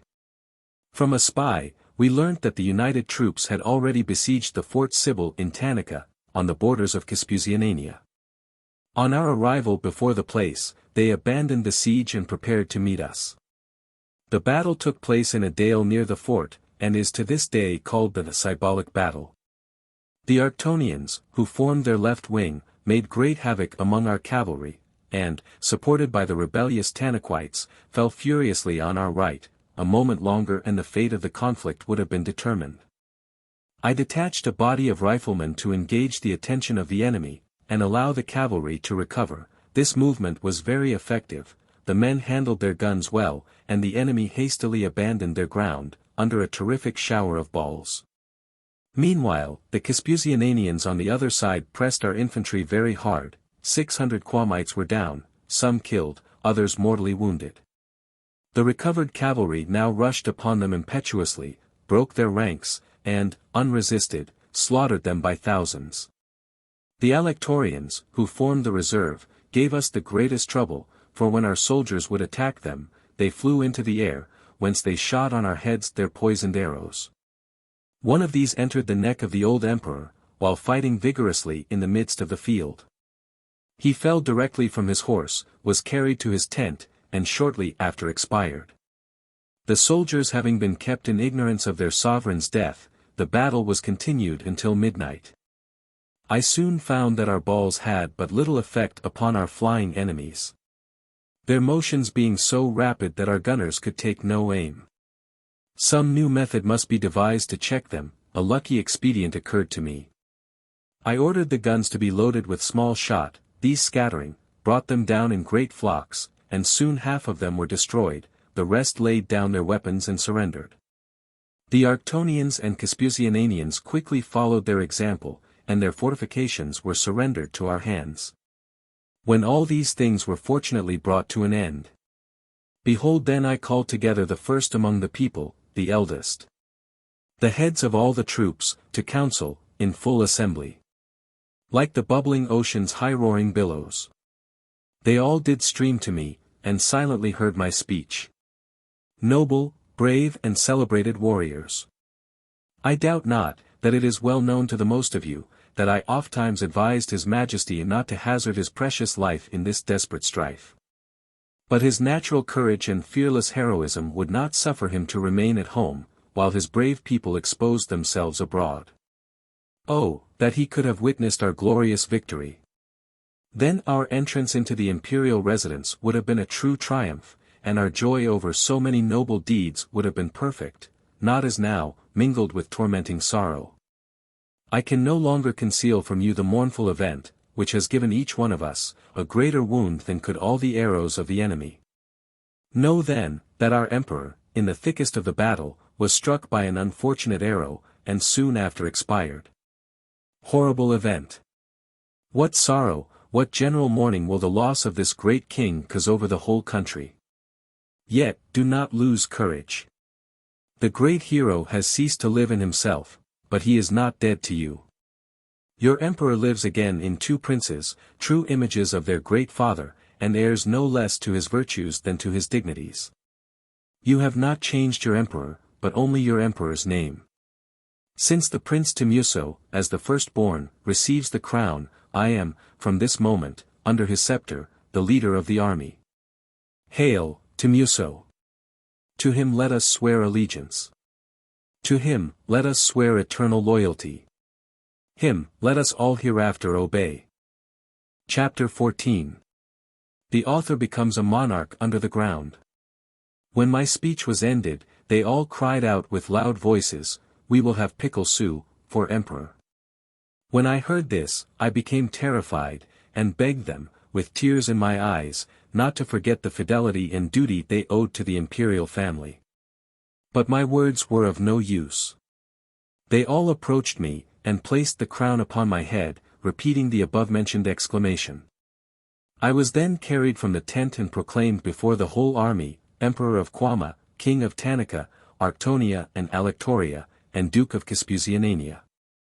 Afterwards we made a triumphal entry into the capital, where Prince Timuso, himself acknowledged me for emperor. Thus, from a miserable, shipwrecked wretch, I became a great and powerful monarch. I soon married the daughter of the deceased emperor, for the people still loved and honored the old royal family. This princess was named Ralik, and bloomed, like the new-blown rose, in mellowed, purple smile. When I had reduced to order the affairs of the empire, and firmly established myself on the throne, I thought of new means, by which I might extend my dominions, and render my power fearful to the whole subterranean world. I turned my attention to a navy, and soon had a fleet of 20 ships on the sea. I soon came to regard myself an underground Alexander, and determined to make myself as famous as he had on our globe. I concluded to sail first for Mezendore and thence to Mardinia. We set sail at that period of the year, when the planet Nazar is of the middle size, and in a few days came in sight of the Mezendoric coast. I immediately sent ambassadors to the imperial residence, of whom was demanded in the name of the emperor what their purpose, whence they came. Over the foaming billows of the swelling main. The ambassadors answered, neither misleading stars, deluding winds, nor storm. Here brought us, with voluntary will we steered. And thereupon delivered to the emperor a letter of the following contents. We, Niels Klim, ambassador of the sun, emperor in Quama, king of Tanica, Arctonia, and Alectoria, and duke of Kispusianania, salute the emperor of Mezendore, Miklopolata. We humbly make known, that it is concluded in the unchangeable councils of heaven, that all the empires and kingdoms of the world must surrender themselves to the power of Quama. And as the will of Providence is irrevocable, your kingdom must necessarily submit to fate. We therefore advise you to surrender voluntarily yourself and your dominions, rather than foolishly resist our invincible phalanx, and thereby experience all the bloody horrors of war. Given from our fleet, the 3rd day in the month Rimet. In a few days our ambassadors returned with a bold and haughty answer. I made a descent upon the coast, placed my army in battle array, and sent spies to examine the condition of the enemy. The spies came back in great haste and related that an immense army, of 60,000 in number, consisting of lions, tigers, elephants, bears and birds of prey, was drawing towards us. We were soon apprised of their near approach, by roars, shrieks and terrific cries, commingling a devilish tumult. The combat soon commenced, and truly, 'twas one of the hottest and most contumacious, in which I ever engaged. At last we put them to flight. In this engagement fell 33,000 Mezendarians, and about 4,000 were made prisoners. We followed our victory, and drew before the capital city. This we besieged both by land and sea. So energetic was our blockade, that the enemy quickly proposed a parley, and sent ambassadors to ask for peace on reasonable conditions. The emperor offered to me his daughter, the handsomest of the lionesses, in marriage, and the half of his empire as a dowry. These conditions, although very honorable, were very displeasing to me, for I considered it both unsafe and illicit to forsake my wife, whom I left behind in pregnancy, and marry a lioness. I therefore sent back the ambassadors without answer. I now ordered my cannon to be directed against the wall, which, although built of stone, was soon rent. The emperor lost all hope and surrendered himself together with all his lands. After putting a garrison in the capital, I took the emperor on board my own ship, and laid my course for Martinia, the coast of which we reached after a long but fortunate voyage. We obtained here the same success as elsewhere.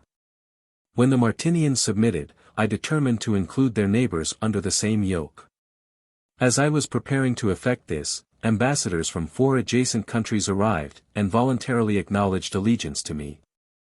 I now possessed so many kingdoms, that I did not deem it worth my trouble to ascertain the names of these, but included them all under the title of the Martinianic dominion. Chapter 15. A sudden change in the fortunes of the author. Having made so many and extraordinary warlike excursions, and added to our fleet a number of Martinianic ships, we set sail for our own land, into which we entered with a splendor exceeding the old Roman triumphs. And really my deeds deserved all possible honors. For what heroic action could be greater and more glorious than to change a despised nation, a nation exposed to the insults of its weaker neighbors, to the acknowledged and respected ruler of the whole subterranean world? What could be more honorable to a man, than to reinstate the human race in that dominion, which nature has given to it, over all other animals? From this time a new period may be reckoned in history. A 5th monarchy can be added to the glorious roll of splendid empires. To the Assyrian, Persian, Greek and Roman empires, the subterranean Quamatic monarchy, which unquestionably exceeds them all in magnificence and power, may not be considered unworthy to be joined. I could not decline, for obvious reasons, the title of Koble, or Great, with which the conquered nations saluted me. I was hailed thereafter, by the following titles: Niels the Great, Ambassador of the Sun, Emperor in Quama and Mezendore, King of Tanica, Alectoria, Arctonia, the Mezendoric and Martinianic dominions, Grand Duke of Caspusianania, Ruler of Martinia, etc. etc. Firmly founded, stood the mighty empire, the favorite of fortune. I seemed as firmly fixed, not one, alas, may be deemed happy till his latest hour. When I had reached this splendid and powerful height, greater than any man should desire, I became, what men usually become, who are raised from a simple state to great honor in the world. I forgot my former condition, and inclined to vanity. Instead of exerting myself to retain the favor of the people, I proved myself cruel and rigorous to all classes. My subjects, whom I had formerly endeared by friendly and polite conduct, I now regarded and treated as slaves. For this course, I came soon to be despised. The love and reverence of my people were changed to indifference and fear.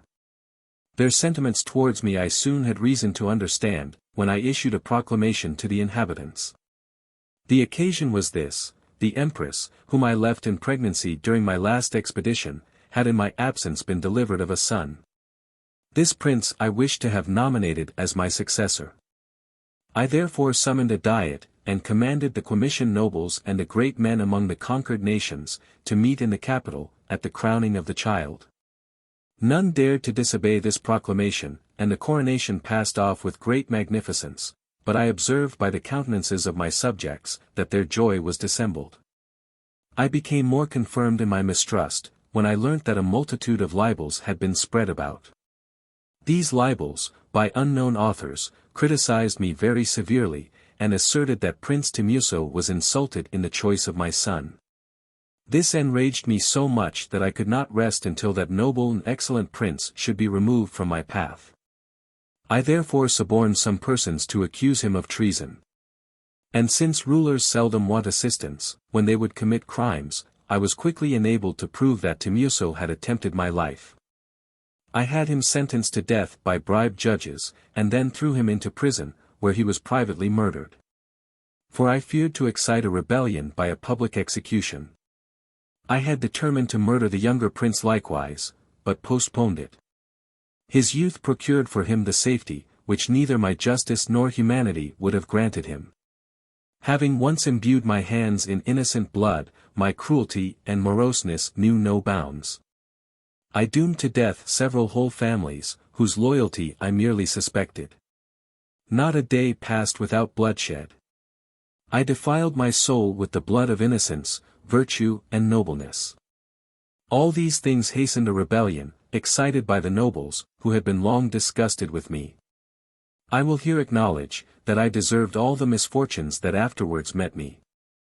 It had certainly been more fit for a Christian king to have taught his ignorant and heathen subjects to know the true God, and to have given them an example in my own person of the sweet charities of the true religion, than to have excelled even themselves in barbarity, sin and moral turpitude. It would have been an easy matter for me to have reformed the whole subterranean world, for whatever I commanded was fulfilled, whatever I determined was received in perfect good faith, whenever I spoke, my words were as those of a god. But I forgot God and myself, I thought of nothing but empty and vain splendor, and the augmentation of my power, wherefore I perpetrated many cruelties, until the people, unable to bear more, and they were a patient people, broke out against me. While matters stood thus, I determined to lay hands on Prince Hidoba. This intention I revealed to my High Chancellor, Clerk, in whom I had great confidence. He promised to be of service to me in all things, and departed to fulfill my order, but at heart, he detested my cowardly fears, and left me only to discover my plot to the prince. Together they repaired to the fort, collected the garrison, and represented, in a touching manner, their danger and my fears. The tears of the unfortunate prince gave weight to his words. All seized their arms, and promised that they would hazard their lives for him. The cunning chancellor took the opportunity to persuade them to swear loyalty to the prince, and sent messages to others, who, he knew, were displeased with me, to take arms against the tyrant. All armed themselves, whose hearts, through fear and horror, did burn towards their country's tyrant. They met and united with the garrison, while I awaited the return of the chancellor. By the advice of Pomapoloco, I fled seasonably to Tanica, leaving my own capital before the inhabitants generally were apprised of the immediate cause of the sudden outbreak. Arrived in Tanica, I quickly collected an army of 40,000 men, and boldly retraced the steps which a few days before I had pursued in fear and trembling. I had little doubt that my powers would be augmented by Quamites, who had been either too remote to suffer from my cruelty, or too indifferent to my infamy, to hesitate in joining a force so overpowering, and a leader whose prospects were so brilliant as mine. But I was deceived in my hopes. Instead of auxiliaries, a herald from the prince met me. The object of his mission was to declare a formal war, and, for a commencement of hostilities, that my wife and son had been imprisoned. On the footsteps of the herald came the Quamitic forces. A bloody engagement took place, in which our part proved to be inferior. I, left to my fate, fled to a neighboring mountain, crossed its side and descended to a dale behind it. There I remained in concealment for some time, bemoaning, the while, my misery, as I then believed, but which I afterwards more justly named, my folly. I was so agitated, had so thoroughly lost that presence of mind for which I had in former days been distinguished, that I did not remove from my head the crown, which, being ornamented with sunbeams, would have easily betrayed me. While panting like a bayed lion, I heard a nestling on the other side of the mountain, which I supposed was made by men beating the bushes to discover any hiders. I now looked around for a more secure retreat, for I doubted not that my flight had been noticed, and that these pursuers would search on my side of the mountain. Behind me was a thick and matted forest, sunk between hills, all desolate and bare, whose dark and awful silence beckoned me. I hurried thither, fiercely flinging aside the thorny bushes that clung as fiercely to me, and came at last to the mouth of a cave. Creeping in, I observed that the cave was deep, and as far as the light penetrated, level. I determined to explore its recesses, though I think I should not have been so hardy in my days of fortune. After treading cautiously 100 paces, I suddenly lost my footing, and plunged with the quickness of lightning, into a hole that must have had perpendicular sides. Having shot through this passage, the abode of palpable darkness and night, I suddenly perceived a faint light. As when through clouds the moon doth gleam with pallid smile. As this light increased, my speed decreased, so that without pain or trouble, I was soon brought to a stand between two high mountains. My sensations, during this remarkable passage, were similar to those experienced while tossing among the billows of the ocean. On recovering, I found myself, to my great astonishment, in the same spot from which, years before, I had plunged into the subterranean regions. A moment's reflection gave me the means to account for the decrease of speed in the latter part of my course. The weight of the atmosphere is much greater on the surface of the globe than below. Consequently I was buoyed up by the increasing resistance of the air towards the surface. Had this not been the case, I should, unquestionably, at least in my own mind, have shot off to the moon. Still, being obnoxious to cavil, I will defer this hypothesis to the astronomer's closer examination. Chapter 16. The author's return to his fatherland, and the end of the fifth monarchy. Although perfectly sensible, my limbs were entirely benumbed, and I lay helpless for a long time. Meanwhile I ruminated on my singular course. The events of the past years rose one after another with clearness in my mind, particularly those of my exaltation and fame. Here was I, the late founder of the splendid fifth monarchy, metamorphosed to a poor and hungry bachelor of arts. A change so terrible and unprecedented, that it might well have disturbed the strongest brain. I seriously examined my present circumstances. Were they real? Or did I dream? Alas! The tremors of terror and uncertainty only gave place to the pangs of sorrow and regret. Almighty Father! I exclaimed, and towards heaven stretched my trembling hands, what sin provoked thy vengeance? That all thy thunders crash upon my head? Where am I? Whence came I? How shall I escape thy anger? Truly, should one look over the journals of all times, he will neither in ancient nor modern history find a parallel to so great a fall. With the single exception of that of Nebuchadnezzar, who from the greatest of kings was changed to a dumb beast. I began to descend the mountain by the path which leads to Sandvig. When about halfway down, I observed some boys, whom I beckoned towards me, repeating the words, Jeru Pikal Salim, which in the Quamitic language signify, show me the way. The lads, however, were apparently frightened at seeing a man in a strange dress, and with a hat on his head glittering with golden rays, for they rushed down the mountain in great haste, arriving at Sandvig an hour before me. The rumor of the strange appearance on the mountain was spread about and caused terror throughout the town. The notion was, that the shoemaker of Jerusalem wandered among the mountains. This impression arose thus: the boys on being questioned by the townsmen, replied that I had told them who I was. I afterwards learnt that my words, Jeru Pikal Salim, had been interpreted by sound, and that this clue, acted upon by fear and superstition, had been developed into the strangest of fables. This story was unquestioned by this simple people, inasmuch as the adventures of the travelling shoemaker were then newly reported, and it had been asserted that he had been seen a short time before in Hamburg. When, towards evening, I entered Sandvig, I observed that the inhabitants were collected in large flocks, to gaze at me. As I approached them and spoke, they all took to flight, except one old man. Him I addressed, and begged of him to give me lodging at his house.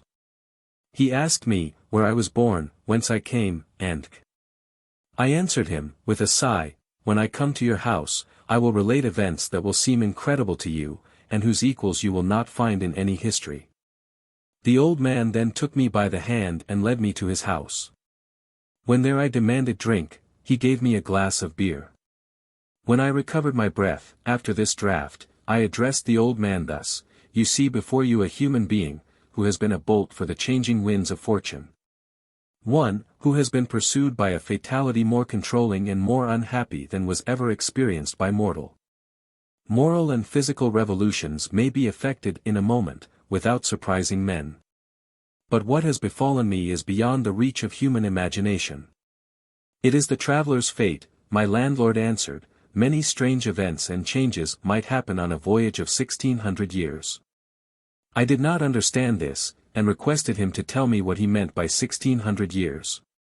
He replied, If one may believe history, it is now 1600 years since Jerusalem was destroyed, and I doubt not, venerable man, that you were already of age at its destruction. If what is said of you is true, you must have been born in the reign of Tiberius. I know that this matter is rather supposed than proved. The inhabitants of this place, however, believe you to be the shoemaker of Jerusalem, celebrated in history, who, since the time of Christ, has traveled about the world. Nevertheless, the more I look at you, the greater resemblance I find to an old friend of mine, who 12 years since perished on the top of a neighboring mountain.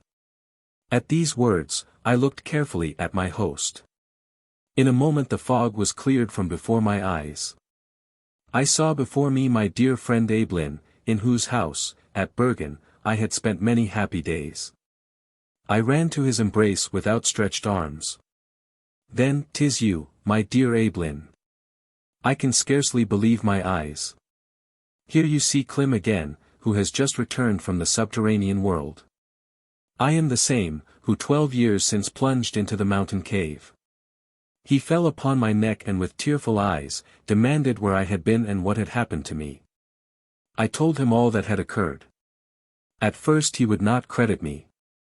But afterwards he acknowledged that all must have been so, for I could never have invented such strange adventures. Abelin advised me not to repeat these things to others, and to keep myself secluded in his house. He told the people, who rushed to his house to see the shoemaker of Jerusalem, that I had vanished, for he justly concluded this to be the best and most satisfactory answer he could make to an ignorant and superstitious peasantry. I remained in concealment until clothes, more suitable to the surface of the earth, than those I brought from below, were made, when Abelin reported me to be a relative of his, lately a student in Trondheim, on a visit. He recommended me to the Bishop of Bergen, who promised to me the first rectorship that should become vacant. This office was much to my taste, for it seemed to have a likeness to my former state, a schoolmaster being a miniature of royalty. The rod may be likened to the scepter, the desk to the throne. After waiting for a vacancy in vain, I determined, from necessity, to accept the first office I could get. At this time the sacristan of the church died. His place was offered to me by the bishop and accepted. An amusing promotion to one who had lately reigned over many great kingdoms. Nevertheless, since nothing is so ridiculous as poverty, and since it is foolish to throw away dirty water, before clean is at hand, I think it would have been still more laughable to have refused it. Fulfilling the duties of this office, I now live in philosophic ease. Shortly after my induction, a marriage with a merchant's daughter was proposed to me. I could have liked the girl, but as it was probable that the Empress of Quama was yet alive, I did not care to make myself obnoxious to the ban of polygamy. M. Abelin, however, into whose bosom I was used to pour my doubts, and all the pressures of my heart, abridged this fear, and advised me to marry, which I did.